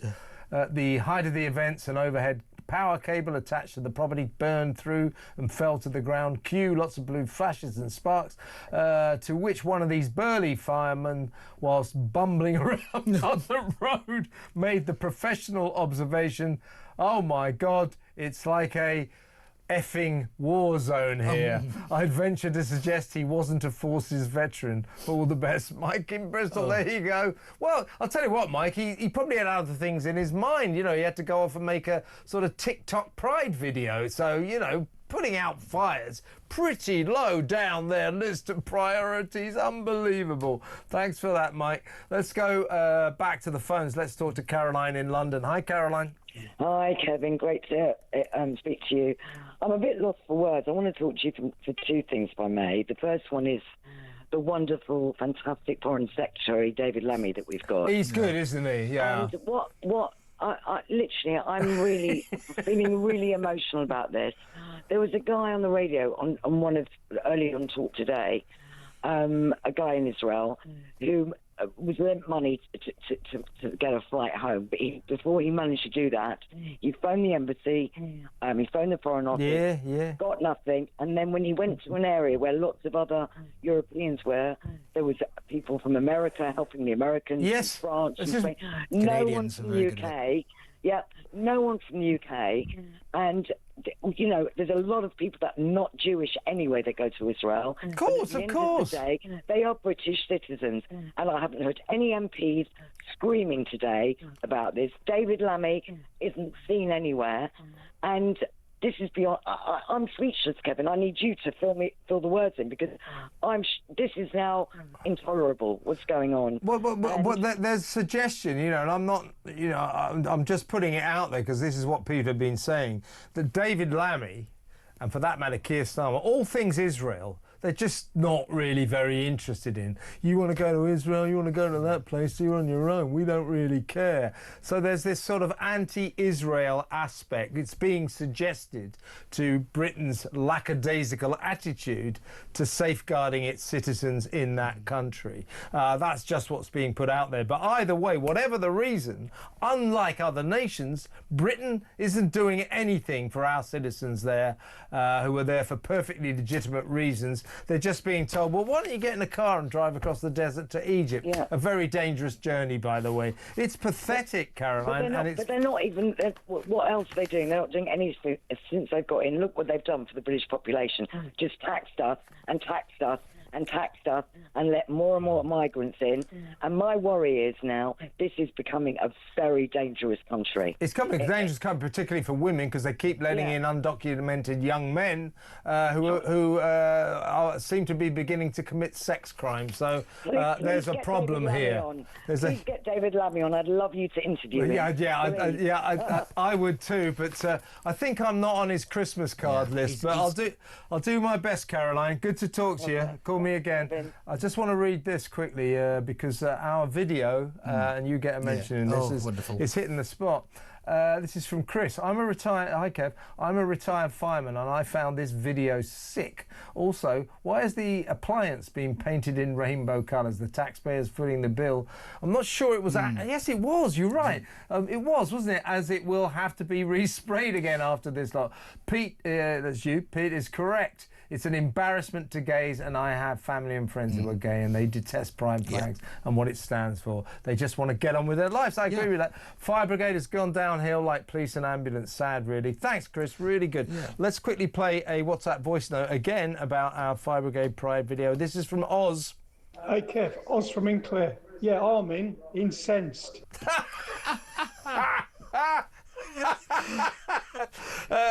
We better go to break and we'll take some more calls when we come back.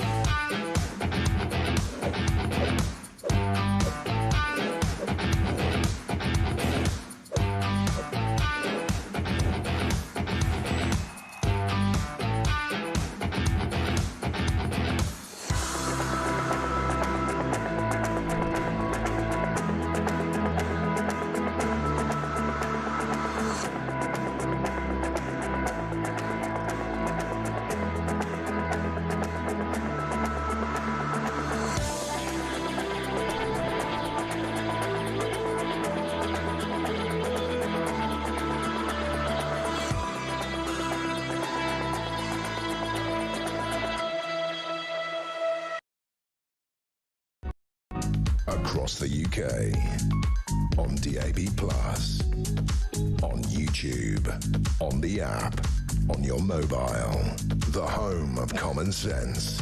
This. Only 10 minutes to go, then it's What Just Happened, my TV show. I bet you can't wait for that. Now, Keith in Southampton sent me lots and loads of messages about the Avon Fire Brigade and their lovely I'm In video for Pride. It says, hi Kev, referring to the disgraceful Avon Fire Brigade I'm In promo film, please request exactly how much did the fire engine rainbow graphics cost. I absolutely guarantee it was over £4,000 minimum, and that doesn't include the video costs. Regards, Keith in Southampton. Good point. And we can't, we've got to play. So I get these little messages for the WhatsApp Fire Brigades on my screen, WhatsApp voice notes on my screen. And this one said, we just played it. I thought, what the hell is this going to be? Because it says Oz on the Fire Brigade Pride video, 3 seconds now. I'm in. Remember that? I'm in. Pride. I'm in. Here's Oz again. Hey, Kev, Oz from Inclair. Yeah, I'm in. Incensed. That's exactly it. That's exactly it. We better quickly play the last WhatsApp voice note, which is on the current government and Keir Starmer. This is Jamie. Hi, it's Jamie here from Sheffield. Just a quick message. Basically, in terms of the current government and Prime Minister, is that whenever I hear about Keir Starmer, I just really want to keep saying Starmer, Starmer, the country harmer. And then equally, when it comes to the government's immigration policy, all I can keep thinking is come here with Keir.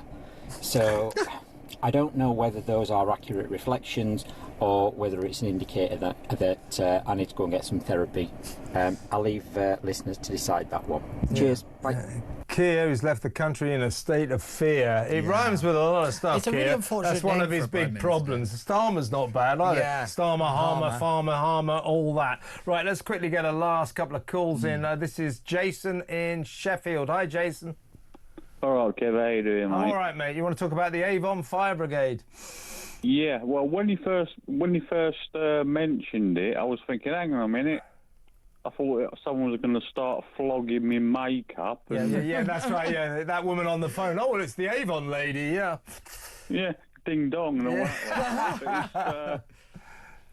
But it's no.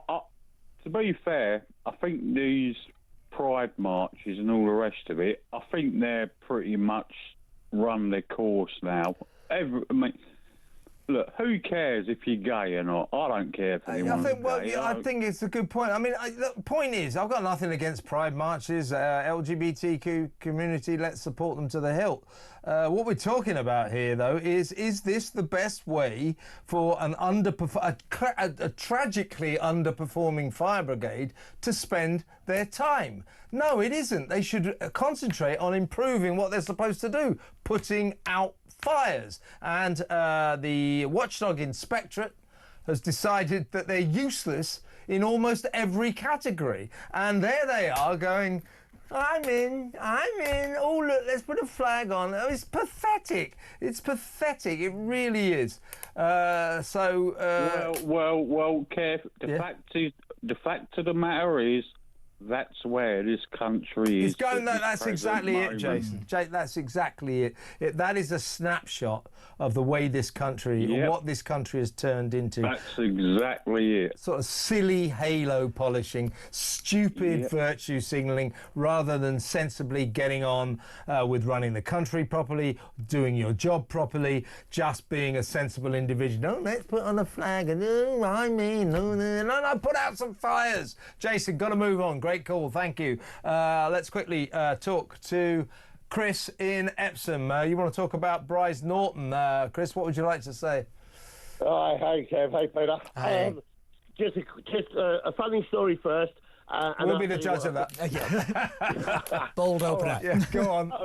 Iranian embassy siege, 1980. I remember it, Maggie Thatcher fell in love with the SAS. In 1982, I was serving with the SAS. And we were serving as Orange Forces in a massive nationwide operation called Brave Defender. And we served as Orange Forces, testing the nation's security at infrastructure. Right, yeah, go on. We were tasked with Bryce Norton, and we got into Bryce Norton. Wasn't as easy as those two twats yesterday. but we got into Bryce Norton, but what you don't know is, in those days, Maggie Thatcher's command and control wartime bunker was there. Right. And we got into a bunker, and it had a fax machine. So that takes me back. They still have fax The machines. NHS has still got fax machines. So hang on, Chris. Let's rewind there a bit. So you're in the SAS, and in order to test the security at Bryce Norton, the crack soldiers of the SAS were tasked with trying to break in. How did you get on? Yeah, we got in, and but was it difficult? Was it difficult? Yeah, it was. It wasn't easy. I'm not going to tell you what we did. But No. But what the point is, Chris, you can testify that had you have turned up on electric scooters, you wouldn't have got in. No, we turned up in our AF uniforms. Okay. Exactly. So the security there is a joke now. Yeah, it is a joke now. I mean, it was tougher then. But Maggie Thatcher's wartime control bunker, command and control bunker, was at Bryce. Right. And we actually got through the security and got into the command and control bunker, which had a fax machine. So we sent Maggie a fax to number 10. Well, did you get a reply, or did you ever hear of a response? No, we heard all about it. She thought it was really amusing. She was really, really laughing with us.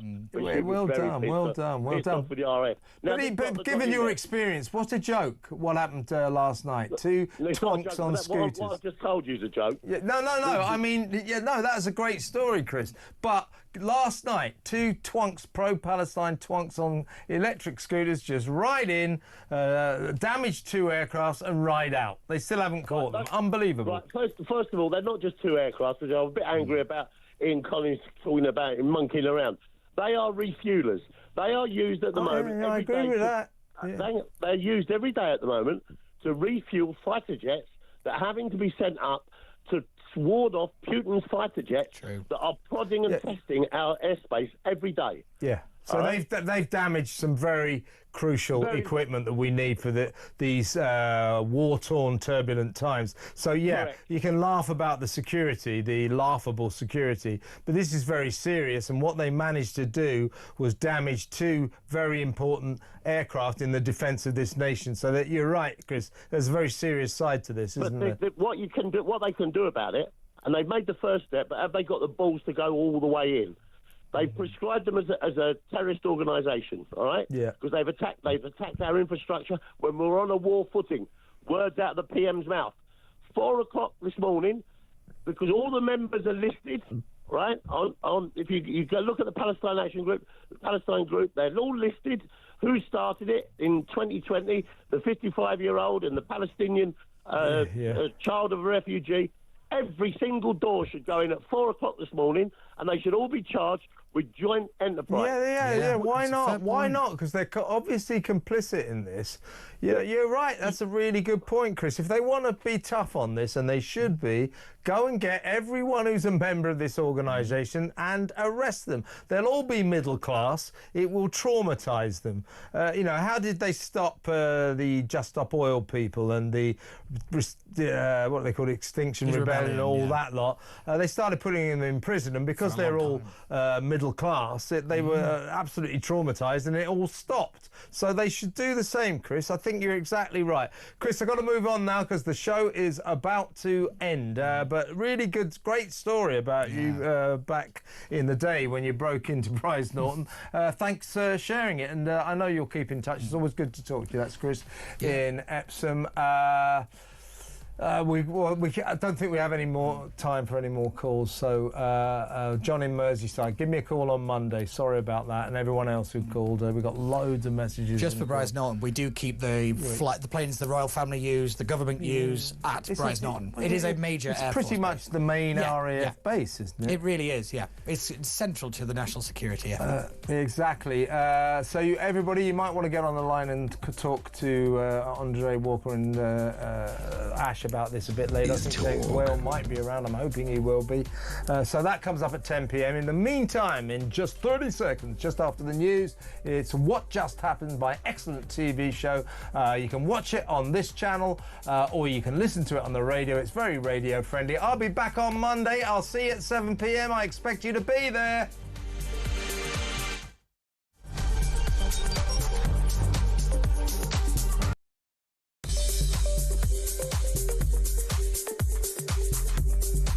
Meghan Markle, meet the truth. Truth, meet Meghan Markle. I don't think you know each other. In fact, I fear that you're complete strangers. Yep, the devious Duchess is at it again, playing the victim card, lashing out at all those horrible lies that all those nasty people tell about her. By that, she means anything that anyone says about her that she doesn't like. Is Her Montecito Majesty really maintaining that the Hollywood Reporter's investigation into her alleged brutal bullying of staff was all lies? Does the self-styled Queen of California actually expect us to accept that Vanity Fair's exhaustive 8,000-word article chronicling the appalling way she reportedly treated her long-suffering employees was all lies? Yes, incredibly, it seems that she does.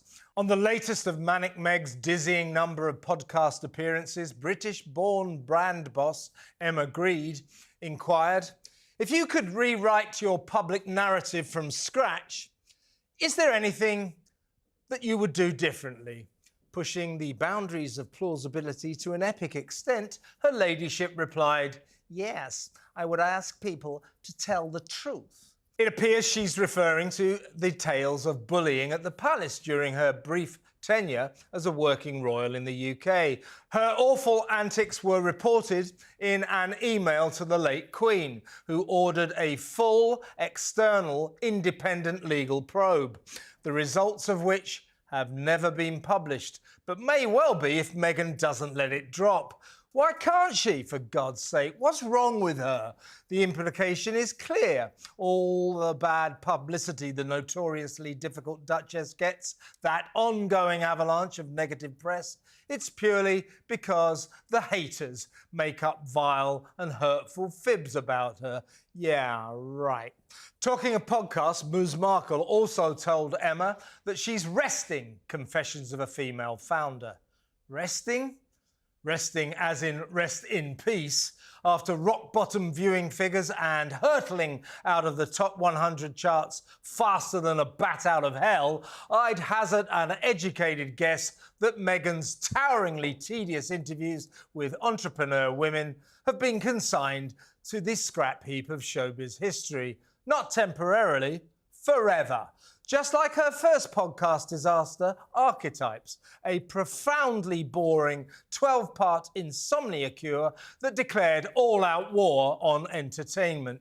Meanwhile, as ever, no one knows what on earth is going on with her laughable lifestyle site as ever. Is her Scam Jam online store in business? Is it on hold? Or is it dead in the water? 1 minute she says it won't be back until next year. Then she announces she's got a new range of Chateau Meg rosé wine coming out. Then stand by for a chain of Meg Inn hotels, not forgetting her Meg Tuck-In restaurants. Then silence, no activity, followed by a teasing Instagram post promising exciting new developments soon. Yeah, right. Now this weird woman of little substance crops up on yet another podcast, making next to no sense whatsoever. Honestly, I give up. But back to the truth, something Meghan presumes she can manipulate to her own ends. Her truth, as opposed to the truth. So, after those devastating takedowns in The Hollywood Reporter and Vanity Fair, what does this C-list actress do? She fires her publicity team. 6 battle-weary minions who, in Meghan's mind, failed to convince the world of the wonderfulness of their stunningly perfect boss, as if all that horrible stuff those pesky reporters wrote about her was purely the fault of her public relations department. Yeah, right. That hapless husband of hers, old Ginger Nuts, what's his name? Oh, that's right, Harry, is also said to be far from happy with the poor press he's been getting too. As if, when he sits there on the BBC like a petulant child, spitting venom and spewing ludicrous conspiracy theories, journalists are going to go, "Isn't Harry great? Let's be very positive about him." Both of this preposterous pair of posers, her still on her imagined social mountaineering climb, him falling frighteningly far from the position of respect he once commanded, have behaved abysmally since their snivelling retreat from British royal duties. Their car crash lies to opera, their Netflix show all about the racist king, his racist family and the slave-driving British nation, Harry's spiteful book Spare, the pompous prince's stupid legal battle to get police gun guards when he's in the UK, hypocritically flying by private jet while preaching about climate change, and so much more. All that and the self-harming gruesome twosome actually believe that the growing crisis of their toxic image and plummeting popularity can be solved by an office shake-up. Yeah, right. Yeah, they're in trouble, aren't they, Samara? Big time. And actually, it was this podcast that revealed that to me more than probably anything else Meghan's done. It was so interesting to see her interviewed by this East Londoner British woman. And if you're not from East London, it's like a rough and tough area. This woman, Emma Greed, who interviewed her, is really Greed is good. Well, she's actually brought herself up from abject poverty, and she used to be on Dragon's Den here. She can talk. Yeah, she can talk, and she's made a life. She's a businesswoman. She's a success. Yeah, she's made billions for herself, and it was such a juxtaposition. And it was so funny because she doesn't have that same reverence for the royal family that all the American Gwyneth Paltrow's and Jamie Lee Curran does. She actually grilled Meghan on her business acumen, and she was just fumbling and tumbling that whole time. It was a train wreck, that interview. It really was. Before we're going to play a little clip now, and then we'll go to Ash for his debut comments. But before we do, I'll do my Jamie Lee Curran impression. Please no. That's all she did on that podcast. Yeah. She sort of like increasingly nodded her head. Oh, yes, Meghan, you're so wonderful. Anyway, here is Meghan talking to Ms. Greed about how she started her business. I had just been making a lot of jams and preserves at home and sharing them as holiday gifts with a lot of friends. And it was one morning, beginning of the new year, so many friends at the same time had texted saying, "I don't know what it is, but your jams just make me so happy." No. I don't know what to say. Well, Ash, welcome to the show. Thanks, man. Your thoughts on that asinine, bovine nonsense? Well, jam how does jam make you happy? I don't know, maybe, she's in LA, maybe they put something in it, you know what I mean? But I admire her for saying, she doesn't say jam apparently tomorrow. Not very much fruit. No, apparently it's just fruit spread, yeah. That's why it's scam jam, it's not real jam. But, you got to admire it. She's jam today, not jam tomorrow. But, that's all she... But what is next for her? She keeps getting lower and lower in this celebrity... I mean, I'd never heard of this podcaster, even though she's very... Where's she going next? And is the marriage going to... It seems like it's all coming to the end. I mean, Prince Harry is just going around people's houses, buzzing, going, "Will you be my friend?" I mean, I think that's right. It wasn't drugs or anything. Well, they say he was practising to be a Deliveroo driver, because that'll be his next He'd job. be good at that, yeah. She also revealed that she plied the Netflix executive with that jam time after time until apparently the Netflix executive said to her, "Oh, Meghan, you should turn this into a business idea." It's like sort of get off my front doorstep, thank you. I mean, have you ever heard worse claptrap than that? Jam make me happy. What on earth is she talking about? Meghan, you're 42, not 92. Only grannies get made happy by jam. That's probably... I like the grannies. That's probably ageist, but hey, I don't care. Here is Meghan talking about the success of her... the success of her business. Is anything actually a failure, ultimately? Because you're going to learn from it no matter what happens. But no, I feel confident in what I've been dreaming up for so long. I feel confident in the partner that I have. And I feel really proud of the team that I have. So that's not an option. Failure is not an option. I think success is not an option. You know, you can't make a business out of selling scam jam for $14 a jar and cookie mix, which I made up, didn't I? I made the cookies. Yeah. What was it like? Did it make you happy? They were average. They didn't make us... Well, didn't make you happy? You're happy? No, they didn't. So, I mean... Well, this isn't a business, is it? No, well, she can't. She's not a businesswoman, is she? Yeah, she's an actress. She's playing at a business. I remember we had a boss who was not even a boss. He was an actor. He was a child actor, and I once opened his desk, and there was nothing in it. It was literally a film set. So she's acting at being a business person. That's a brilliant point by Ash. Yeah, it is. Everything. You're right. Yes. Everything she does is like an act. Here's me being a businesswoman. Here's me being a podcast host. Yes. Here's me presenting a program about making jam and honey and stuff.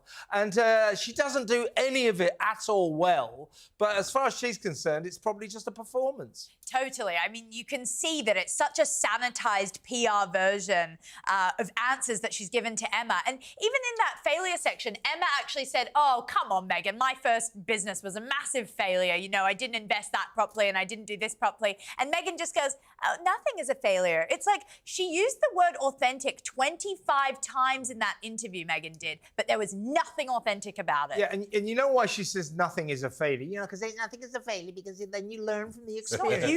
That's because everything in her life is turning into a failure. Everything is failing. So she's quantifying that by saying, well, even though it's essentially, she's saying, even though I've desperately failed, it's a success because I've learned from the experience. No, Meghan, you've just failed. Now, here she is alleging that, now this is a woman whose desperate search for money is painful to watch.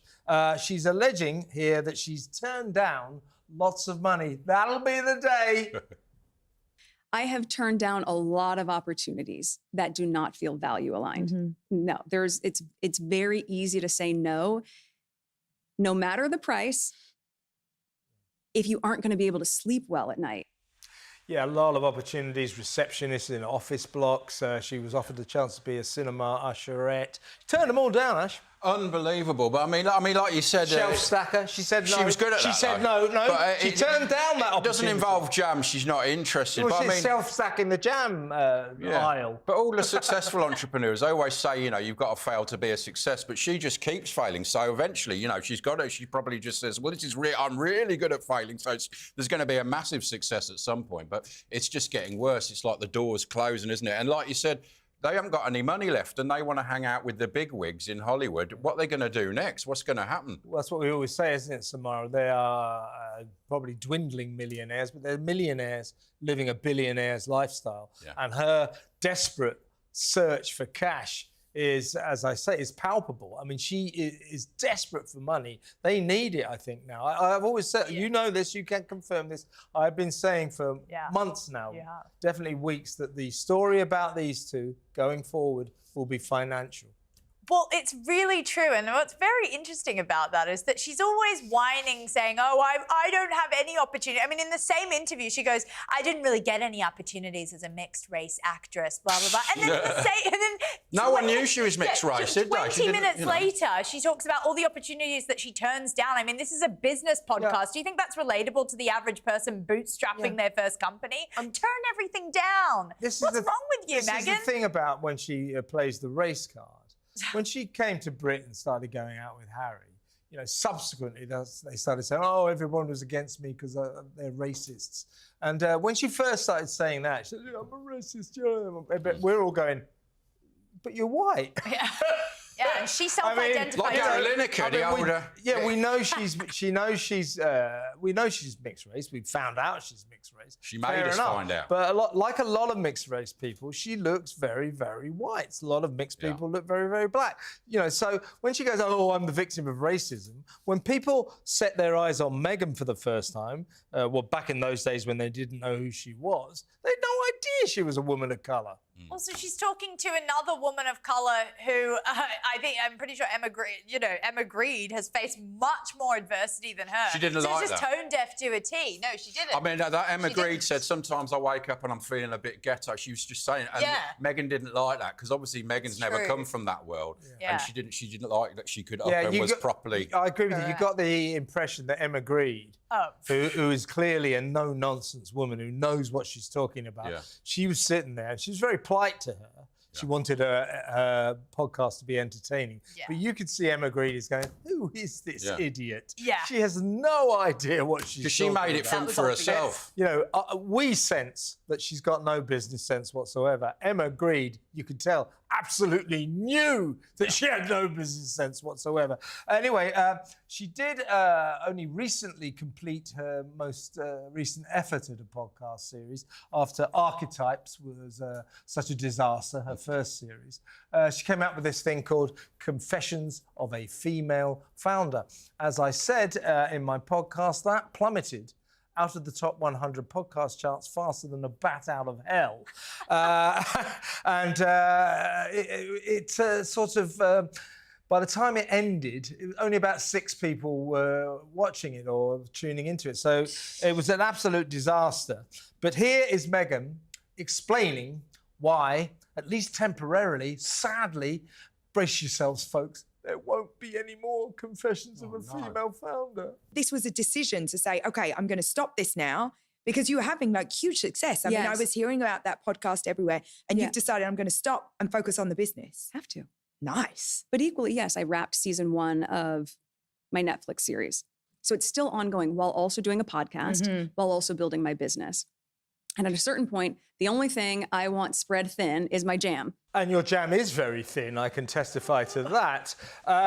It's like a liquid, isn't it? It sort of moves around in the jar. I mean, she lives in an alternative universe. The planet Meghan is different to the planet the rest of us She live wills on. everything, doesn't she? It will happen if I will it, and it's not working for her. Yeah, and it's talking about all the stuff she's doing. I was doing this, I was doing this. Everything she mentioned then, that she was so busy with, has been a complete flop, a complete dud. I know. We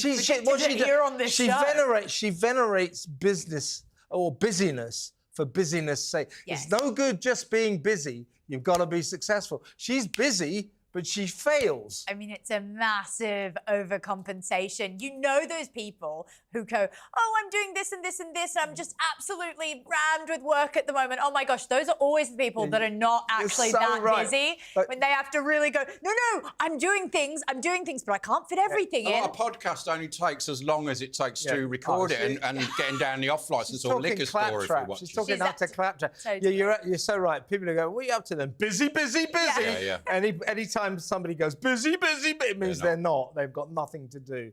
She is busy failing. Right, let's go to a bad ad. It's hot. The Romance Connection. A hot way to meet exciting, fun-loving singles like these. Just pick up your phone right now. Call 1-900-909-8080. And you'll hear personal messages from exciting girls and guys looking for fun. Try it right now and have some fun. Call 1-900-909-8080. $2 for the first minute, 45 cents additional minutes. I'm ready to have some fun. The Romance Connection. It's what's hot. What do you think that sort of gave way to dating sites or something? You know? It was like $2 a minute, and that's in 92. No, 1-900 numbers. I mean, they're expensive. So you can bet the person calling isn't the bill part. Yeah. Do you want to go out together? No, I can't afford it now after this phone call. Right, let's go to some real ads.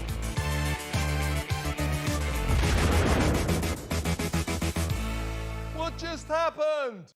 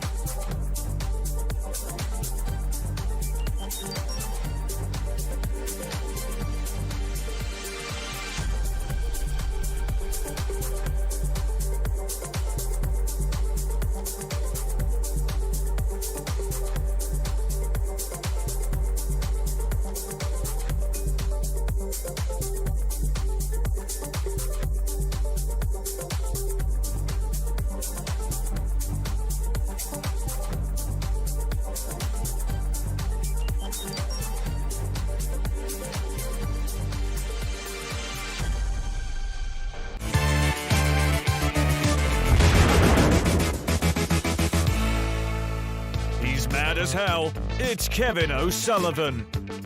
Welcome back to part 2 of What Just Happened. I'm still with Newbie, debut boy, Flash Ash Gould. Looking good, isn't he? Thanks, man, yeah. And the great Samara Gill. Now, this is the big moment where we choose what we think is the greatest story of the week and one or two of the best stories of the week.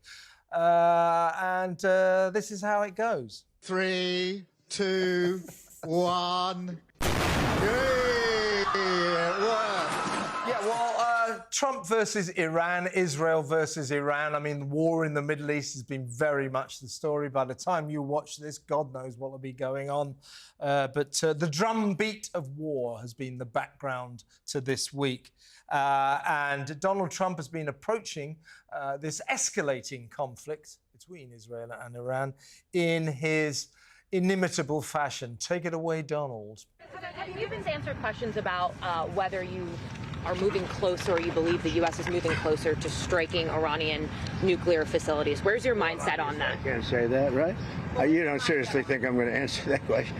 Will you strike the Iranian nuclear component? And what time exactly, sir? Sir, would you strike it? Would you please inform us so we can be there and watch? I mean, you don't know that I'm going to even do it. You don't know. I may do it. I may not do it. I mean, nobody knows what I'm going to do. I can tell you this, that Iran's got a lot of trouble. He's funny enough. I mean, you can't beat old Donald, can you? But those guys behind him, what have they got on their heads? What's going on? I don't know. I mean, even he doesn't know what I think they were the village people. No, yeah, they look like it, don't they? They're not the Proud Boys. They're the village people. He knows that it's his domestic audience who's going to be voting for the Republicans at the next election. A lot of people are going to see that video, and he looks like he's with the workers. That's what it's about. But I mean, they're actually construction men, and you're right. Yeah. It's a classic political pose. Look at me with down-to-earth people. But, you know, Donald Trump, what I always admire about him is that obviously he comes from a serious world of privilege. Yeah. You know, the guy's been a billionaire since the day he was born. His dad was super rich. He grew up in absolute splendour. But he's really got the common touch. He identifies with them because in America you don't really have the class. And my view is if you got every American and blended them into one person, you'd get Donald Trump. Yeah, that's a bit, you know, sort of obnoxious, a bit big. See, this is why we've got him on the show. He's bringing a whole new... Yeah, I mean, Israel's doing very well, so he's going, I'll have a bit of that. And then he just comes on and announces, yeah, we've got air superiority. And but he's obviously seeing what's going on. And obviously, Israel's got bunker buster bombs, but not the very big mother of all bunker buster bombs, which is what they've got to do to destroy the big Kahuna nuclear missile. By the time people watch this show, they may have dropped. Yeah, it might have gone. It's probably gone already. If you want the details, the Israelis have, but these are huge bombs that come down and they smash through concrete underground. The Israelis have these bombs, but they only go to 30 They've got the feet. medium ones. They go to 30 feet. Yeah. The Americans got bombs that can go to 60 feet. Yeah. They'll have to drop another one, though, because they think the nuclear facilities are like... There's one big mountain where they're made. 90 to Fordo, it's called, the place they're going to bomb. And by the time you watch this... It's gone already. Running news, I hate it, don't you? They may have done it, I don't know. But it's all happening, isn't it? Men are just obsessed with bombs, aren't they? It's the thing is, no, but it's true. It's good to get into. We love a big bomb. You're so right. That's why I know all about it. That's why I know all about it. I've been busy. Yeah, look at that bomb. I'm going to read all. What is that about, guys? It feeds You're into so right. No, in a good way. I mean, it feeds into the very thing of. I think America actually does not want to get involved. People forget this new wave of Republicans actually are very into self-preservation, and they want to make sure that America is kept out of all these global conflicts. I think they can provide aid, everything Israel needs, and I think Israel has saved the West. Well, exactly. They're already in it. They want to kill America. That's what they chant after kill Israel. They say kill America. And the same with the UK and Starmer going, oh, yeah, Donald Trump definitely isn't going to get involved because I had dinner with him the other night and I had extra chicken. Yeah, the thing is, you're exactly right, Samara. People may have other views, but I think that the West owes Netanyahu and Israel a massive debt of gratitude for having the guts to do what Western leaders should have done years ago. That hellhole, Iran, is the biggest danger to the West and the world in the world. It is a very, very dangerous country ruled over by this sclerotic old living fossil, Ayatollah Khamenei, who's 86 years old. He'd been in power since 1989. He's got these mad mullahs around him, and they're dangerous. They're developing a nuclear bomb. Netanyahu had the resolve and the courage to do what the West didn't. We owe Israel a favour. Well, I mean, Germany the other day, the Chancellor said, you know, they're doing our dirty work for us. And the sooner that the rest of the West realise it, although it's probably too late with what's happening in the West, because all the Islamists are being kicked out of the Middle East and they're all coming here. So it might be too late. We'll have to move out. So Donald Trump, though, is, you know, he's got this kind of ethos. He's against war. He hates war. I think he genuinely hates war. But I think, you know, he's sort of trying. I think he sees life like a cowboy movie, you know, bad guys, good guys. He's like John Wayne a bit, isn't bad he? guys, good guys. And he's thinking, you know what? Iran are the bad guys. Israel are the good guys here. They're doing the right thing. And just maybe America, the good guy nation of this planet, should get stuck in and help man's got to do what a man's got to do. Yeah, that's right. That's right. That's what it is. They should help Israel, but should they themselves as a country get involved? That's the question. But they've got the big moment. bombs. Again, back to bombs. We need them to get Do you know, I mean, as I say, we've got to be a bit careful, rolling news and all that. By the time you wonderful audience watch this, might have already happened. It's already happened. You'll have seen the bomb drop and you'll go, what just happened? But seriously, it's not even a joke anymore. It's like I mean, you've got to be careful. But I think America should help Israel. I wish Britain would, but Britain's been kicked out of the. Well, they can already send missiles to Britain, so why? You know, he wants to de-escalate. You de-escalate it by escalating it, and then it's de-escalated. Well, Keir Starmer and his sidekick, Keir Starmer, the British Prime Minister, that is. Keir Starmer, fixing the foundations. Keir Starmer, the worst world leader in the world. He's an absolute idiot.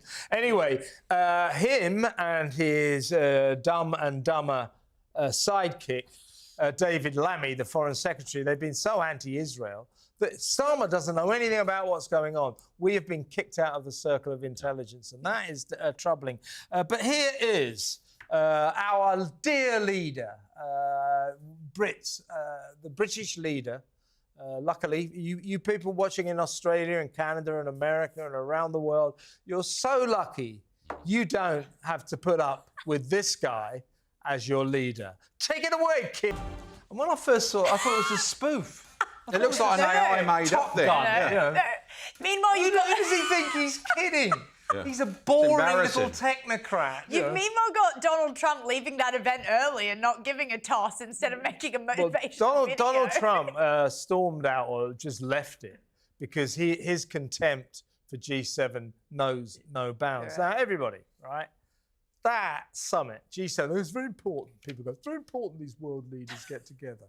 No, it isn't. You tell me, whenever a G7 summit, or it used to be G8 when Russia used to go, has achieved anything at all. This is the hot air summit where they all preen themselves and they act like they're important. This is Keir Starmer's world. This is as our government is palpably anti-Israel. I mean, it really is. Some might say it was the socialist government.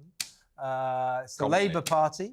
The Labour Party has a history of anti-Semitism. Some might say that our government is anti-Semitic. Some might say. You decide. Please discuss. But certainly they're anti-Israel. So when all this kicked off with Iran and Israel, America knew. There may have been other countries that knew. Donald or Benjamin wouldn't have told the EU, but they certainly didn't tell Starmer either, and they would have done in the past. But going back to the G7. Lovely place, by the way, in Canada. What a stunning place. Must go there sometime. Good golf course, I noticed. Might be America soon. Yeah. We're 51st state, Future 51st state. Anyway, Starmer, was pressing the flesh. You've got to get to know people. And the South Korean leader was there. I think it's quite important that, he makes connections with presses the flesh. the country leaders from around the world. So he goes off to meet the leader of South Korea. Watch this. Sir Keir Starmer had a moment of major confusion at the G7 summit as he shook the interpreter's hand rather than the South Korean president's. The awkward encounter continued on camera as the two leaders couldn't decide where to stand before posing for a photograph at the gathering in Canada. This comes after Keir Starmer had another awkward moment with US President Donald Trump when the pair dropped the newly signed UK-US trade deal. It's a bit different from that promo video he made, the Top Gun video, isn't it? Yeah, time for a bad ad. If you want to know when you're going to die, call this number. Let me repeat. If you want to know when you are going to die, call this number. You'll be asked some simple questions. Just answer them by pushing the buttons on your touch-tone phone. Then you'll hear the answer. You may or may not like it. Call now, just $1.95 per minute. How much time is left in your life? Wow, that's a good laugh, isn't it? Now, maybe they ask you questions like, are you planning to walk across a busy freeway anytime soon? Because if you're planning to do that tomorrow, we can predict you'll die tomorrow. I mean, what's that about? Just those Who's going to phone pay calls? money to find out when you're going to die? They say it's just for fun, don't you? But that doesn't sound like fun. Yeah, do you know what I mean? When am I going to die? Oh, it's not actually. It's not really true. This is just for fun. People will pay money for anything. They really Someone will. else's bill. Right, let's go to another real break.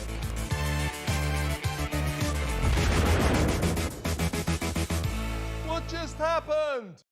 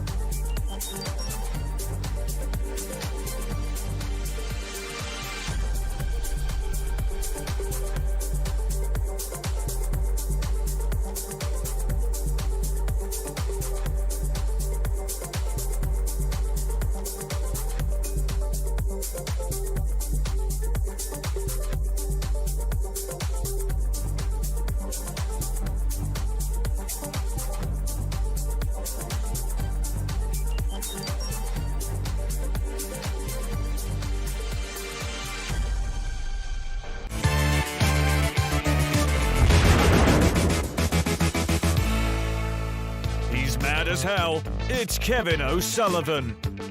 Welcome back to part 3 of What Just Happened, still with new guy.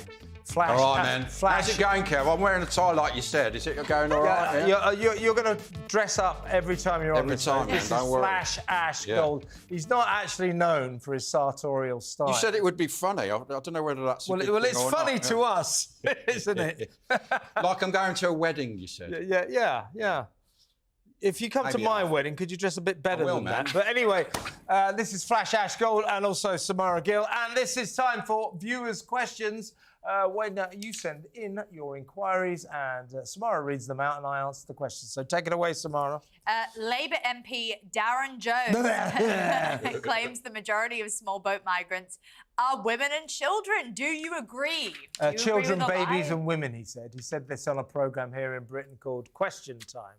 This is a cabinet minister. He's a senior figure in our government. He is the chief secretary to the Treasury. In a debate about our migrant crisis. Now, our migrant crisis basically is a load of small boats coming across the channel, thousands of them. We've had about 2,500 in the last week. They just come over hundreds. Lovely day for it today. Hundreds of these boats, and nobody stops them. And then when they get here, we go, "Oh yeah, welcome. We'll put you in a 4-star hotel. We'll give you 50 quid a week. We'll give you free food, free dentist, New free haircut. doctors. Oh, have a nice time. Stay here forever." It's a joke. Now, to say most, that's an understatement. About 86% of all these migrants who come across the channel are young men of military age. In other words, they are economic migrants. They're looking for work, right? Darren Jones, a virtue signalling North London type, he said to the audience, to millions of TV viewers, he said, the majority of these poor migrants are children, babies, and women. So you asked me, do you agree? Well, no, I don't agree, because Darren, a government minister, was lying. He lied to the British people. He later put out some statement saying that he didn't really mean what he said. He put out a lie to cover up his lie. This is the state of politics in this country today, folks. Again, you think you've got problems in whatever country you live in. The country we live in, we have a socialist government that just lies to our face. They stare us in the face and they lie. When we say this country is going to hell in a handcart, they go, no, it's not. It's never been more prosperous, never been more peaceful, and never been a better place to live. Absolute crap. They just lie to our faces, and Darren Jones is a liar.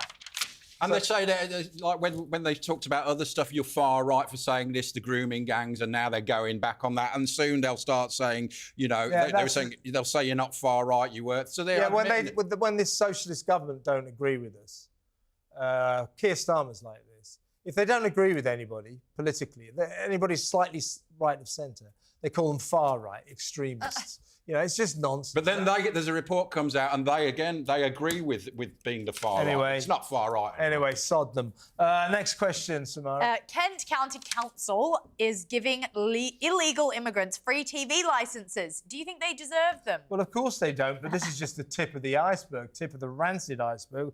Our programme, we do a programme every night on Talk. It's called The Political Asylum, 7 p.m. until 10 p.m. Right here. I absolutely recommend it. But we revealed on our programme 2 months ago that Kent County Council, this same council, it's a South Coast council where all the boats come in across. It's where the migrants pitch up. They've also given them £24,000 worth of free driving lessons. We're also hearing stories that some migrants are getting free aviation lessons to become pilots. We spend in this country, we have a thing called the Asylum Seeker Support Scheme, right? So these people come across the channel illegally. They break into our country. We don't know anything about them, but we put them in 4-star hotels, treat them like kings and queens, mostly kings, because there aren't many women. In the past 5 years, we give them treats. We give them outings. Seriously. Tennis lessons to as the well. Zoo. There was actually tennis lessons, trampolines, down to the local bowling alley. They all get iPhones as well when they iPhones and all this. In the past 5 years, This is what British taxpayers have forked out for. We didn't ask to do this. They just did it behind our backs. The Asylum Seeker Support Scheme has ploughed through, wait for it, £6.6 billion, about $9–10 billion. It's ridiculous. A year, that is. No, it's 5 years. Yeah, no, it might come across... That's the last 5 years. It might come across as very spiteful that we're like, You have to listen no. No, but the hotels. No, you have to listen to what I'm saying. I said in the past 5 years. Yeah. Yeah, but the hotels when are I about start a 5 statement billion on like their that, own a year. Yeah, no. That's a fact. 5 years, £6.6 billion. The $9 thing billion. is that this country, for international listeners, is in a really bad way at the moment. I mean, we are seriously, austerity era is here. And that's why it hurts so much to hear these figures and why the public is absolutely distraught. I mean, when we reported that Kent County Council thing, it wasn't a reform-led council, and now it is. Yeah. So that's interesting. They've got a very right-wing council now, Reform UK. Sort of further right than Republicans, really. And they've gone in to look at all the waste, and the spending is off the scale. And this is happening all over the country. It's a scandal. It's a real scandal. Next question, Samara. The future of the Notting Hill Carnival is in doubt after a lack of funding. Should it be banned once and for all? This is in my area. Well, listen, I don't like banning things. I'm a libertarian. I don't like rules, I believe in as few rules and regulations as possible. Let people get on with it. Let people do what they like, as long as they're not harming others. So I'm reluctant to say it should be banned, but I think I have to say it should be banned. So 2 million people go to this carnival, this festival, every year. And it's been going since 1966. And something like, so far, 25 people have died. You get hundreds of stabbings over the years. Last year, I think 70 cops were injured.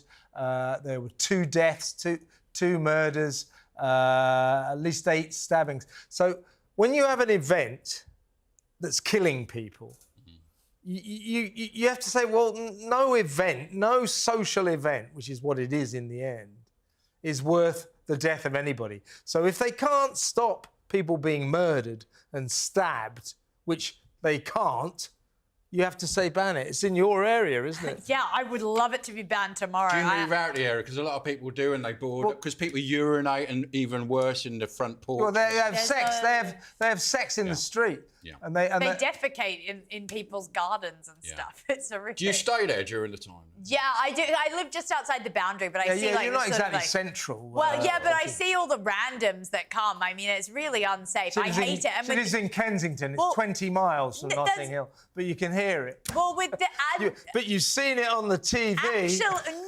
Have you seen the dancing they do, which is sort of like a simulated sort of sex thing? And they do it with, I saw them doing it with a policewoman. They're basically sexually assaulting a policewoman on these railings. They turn a blind eye to a lot of crime, and it's got out of hand. And in the evenings, a lot of people get killed. Well, yeah, if people are getting killed, then you have to say ban it.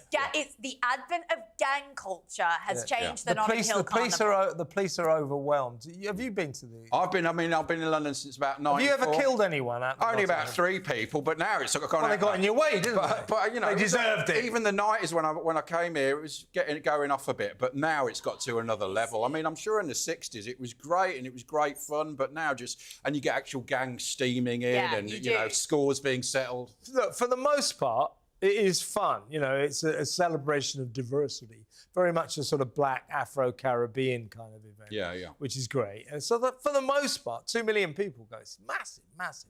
It goes over 3 days. It's not a celebration Goes over diversity at all. What are you talking? It's disgusting. It's supposed to be. The streets have this much rubbish. What kind of a person do you think I am? You think I'm the kind of go, yeah, it's a really great celebration of diversity. I'm saying what it's supposed to be. Yeah. And for the most part, it is fun. But there are really dark aspects to it, and that's why I think it has to stop. Because I can't support, and I'm sure you agree, you can't support an event that kills people. So ban it. Right, let's go to a real ad. No, not a real ad, a bad ad. Hey, listen, if you think I got a lot to say on my show, gang, I got some things to tell you that I can't even talk about on television. Now, listen, if you're young kids are old folks. I don't want you to call my new 900 number, all right? Might be a little too tough for you. But the rest of you, I want you to give me a call. Let's talk together. Let's find out how we're getting it stuck to us, all right? For the uncensored Morton Downey Jr., call his hotline at 1-900-909-8000. If you want, you can even tell him what you think. Call anytime, 24 hours. Parental discretion advised. Let's go to a break. We'll come back in a minute.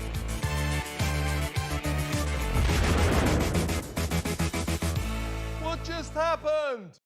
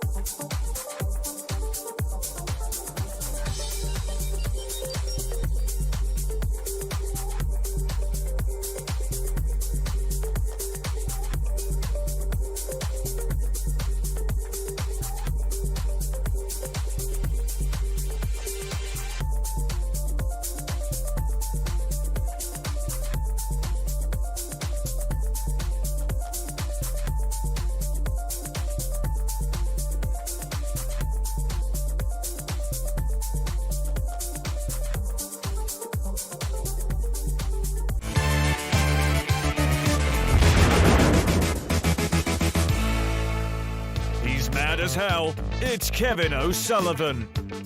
Welcome back. This is the final section of this edition of What Just Happened. And of course, this is the complaints department where we go through the many thousands of messages that you're very kind enough to send to us.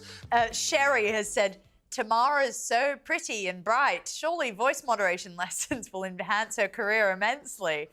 I think that's the problem. So talk about damned by faint praise. Yeah. Backhanded compliment. Yeah, but you know what, Ash? I said this last week. Somebody tweeted. Oh, here we somebody tweeted that Samara's voice should be used as a weapon of war. I think that's what they should do. Have you been in touch with Benjamin Netanyahu? I'd be happy to lend my services. Get on a to plane, Israel. get above Tehran, start shouting It's at got them. a good mid-range, isn't Start it? Really, shouting at them. The mad mullahs will surrender. The mountain will immediately. collapse. The Ayatollah will be like, whatever you want. Hey, yeah, get rid of your nuclear power. Go on, stop it now. I surrender. Oh, Samara, we give up. Right, what you got? Well, Chuck's managed to dig out quite a few. Yes, James, get rid of Ash. He brings nothing to your show, only butting in and stupid remarks. He's spoiling your show, James. Well, that's funny, because that's exactly what you brought to this show. Yeah, exactly. So everywhere you go... At least I got a tie on. Yeah. Hang on. No. It's Samara now. One at a time. Oh, I see, right. Jane says, Kevin, I think that you could get your points across very well if you refrain from calling people names like stupid. It's rude. It polarizes public opinion. I think Kinsey does a decent job. Samara makes some good points. But she doesn't need to shout. We can hear very well. She's not shouting. I'm shouting all the time, actually. I've got a very loud voice. Much to my detriment. Who's that from? That's from Jane F. Well, Jane F., you can't beat the power of insults, and that's what I trade in, you know. I don't really have any intelligent arguments, so I just call people names. Talking of which, take it away, Ash. Can we use curse words? Does he bleep them out? You go as long as it's not too bad. Well, he sent me this. He says, James Whale and that scruffy fat Ash are a disgrace. That's true. That's true. It's honest. I don't think you can argue with that, Samara. Sandy Jones says, Tamara, again. Tamara? Why does everyone keep calling me Tamara? Anyway, your dress is gorgeous. I love that colour and design and the one shoulder on you. Kevin should be ashamed of himself, not acknowledging how beautiful you both are. That's probably me and Kinsey from last week. Yeah, I did, but I took my time. Yeah, 10 minutes in. So, if you didn't watch last week, because we did a sort of skit on the fact that Meghan couldn't go to that ball in Los Angeles because of the riots. So Samara and Kinsey Schofield, brilliantly, both dressed up in their fabulous ball gowns. It was Kinsey's idea. And brilliant. So we're about 20 minutes into the show. I'd forgotten to acknowledge that. So they're just sitting there in sparkling ball gowns, and the world's worst TV presenter didn't say so. But I did in the end say that you both looked amazing. When Chuck told you in your ear. Yes. What did you... Chuck says you both look amazing. Go on, Ash. Right, OK. This is from Rosetta. Idiot cretin, the daft fool on talkTV. You do know you and that fool Ash are a laughing stock. You are ill-educated. That must be James. And should be fired, and me, and should be fired for your unprofessionalism and harebrained stupidity. Two elite clowns and embarrassment to humanity. But at least we're elite clowns. Yeah. Well, I reckon Rosetta's stoned. Yeah, she's stoned. Get that, like that. That's why I get the small bucks. Go on, Samara. Marianne says, Kevin, you are so honest and straightforward. I love it. Watching you always makes me laugh. Thank you. Oh, that's sweet. Who's that from? That's from Marianne. Marianne, thank you very, very much. I am a straightforward kind of a guy. Go on, Ash. It's very commendable that talkTV are giving opportunities to the homeless. I hope this Ash fellow uses this to better his situation. Well, yeah, I have. Look, I've got a shirt and tie, a nice jacket, you know. So I'll sleep well tonight under Waterloo Bridge. Giving opportunities to the homeless. Yeah, I mean, I'm very good. Thank you. This is a charity as well as a TV show. Yeah. So he looks after me. You know which bridge are you sleeping under tonight? It's going to be Waterloo. You know, I'm used to that one. Okay. That's a good one, isn't it? Samara, go on. Secret Soul Survivor says, oh, Kevin, they're cringeworthy bad ads. They make me laugh. Great handwriting analysis over the phone. Thanks for the giggles. I love Samara. And Kinsey, that's from Australian person, Secret Soul Survivor. Australian person, Secret Soul Survivor. That's one hell of a handle. But nice. Thank you very much. Go on, Ash. This is another homeless one, but it has an American twist for the American audience. Why does Ash look like a homeless American vet who's hit rock bottom? What does that mean? What does that mean, Kev? Because you lived in America. What does a homeless vet... Well, it's obviously a Vietnam vet. Oh, I see. I was thinking about animals. And they have. It's not an animal doctor. What's a homeless? Is that an American thing? He's a trained animal doctor, but unfortunately he hasn't got a home. I hit rock bottom. It's a homeless vet. Yeah. No, the Vietnam vet. So America has the same problem as us, and it's a great scandal in both countries that the people who serve their country so often do end up on the streets. One thing is different though. In America, what I love about America is when they see a soldier, they always say, thank you for your service. Yeah. Over here, we don't seem to thank our servicemen at all, and we damn well ought to. And you get to the front in the line, don't you, as an American service? You don't here. Americans love their servicemen and they respect their servicemen. Here in Britain, for some reason, not so much. No. And that is a damn shame. Samara. Benita says, thank you, ladies. You look so lovely. Kevin, I enjoyed your opening monologue as always. Thank you for being honest. Yeah, I'm getting a lot of this, aren't I? Yeah. Honest. They really don't know me, do they? It's too honest. Go on, Ash. Recording the show, how many times has Ash been threatened with the sack so far? In the break, in every single break. We need, and will be again. Yeah. In just a few minutes when this show ends. I'm used to it. It's as a debut, it leaves a lot to be desired, but we'll work on it. We'll work on it. No, that's not true. No, it's been great actually. Well done. And in your time. Go on. Rose Robinson has said, Kevin, this is my favourite panel. Samara and Kinsey are fab. Love this trio. Well, you're basically like Kinsey. It's much I'm very similar, not quite as glamorous. I was looking over last week. I saw you in your ball gown, Kinsey in your ball gown. Yeah. I'm looking over this week, and sometimes I thought, hang on a second, is it last week again? Is it? Exactly I should have worn my ball gown. We've gone for the glamour ticket this week. Yeah. Actually, he looks damn good, if you ask me. Oh, thank and you. by the way, I was only joking. I think he's done a great job.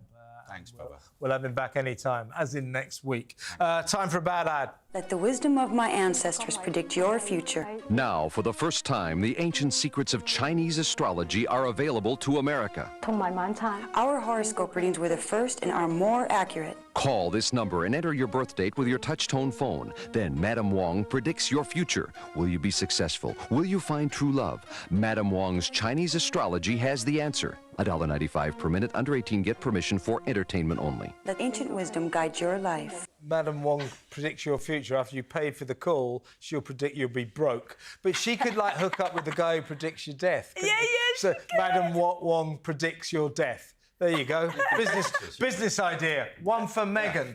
And on that bombshell, that's the end of this show. Brilliant to have Ash on board. Thanks, man. Thank you once again to the excellent Samara Gill. I've been amazing, haven't I? All right, average then. Seriously, folks, great show. Thank you very much for watching, and we will be back same time, same place next week. You better be there.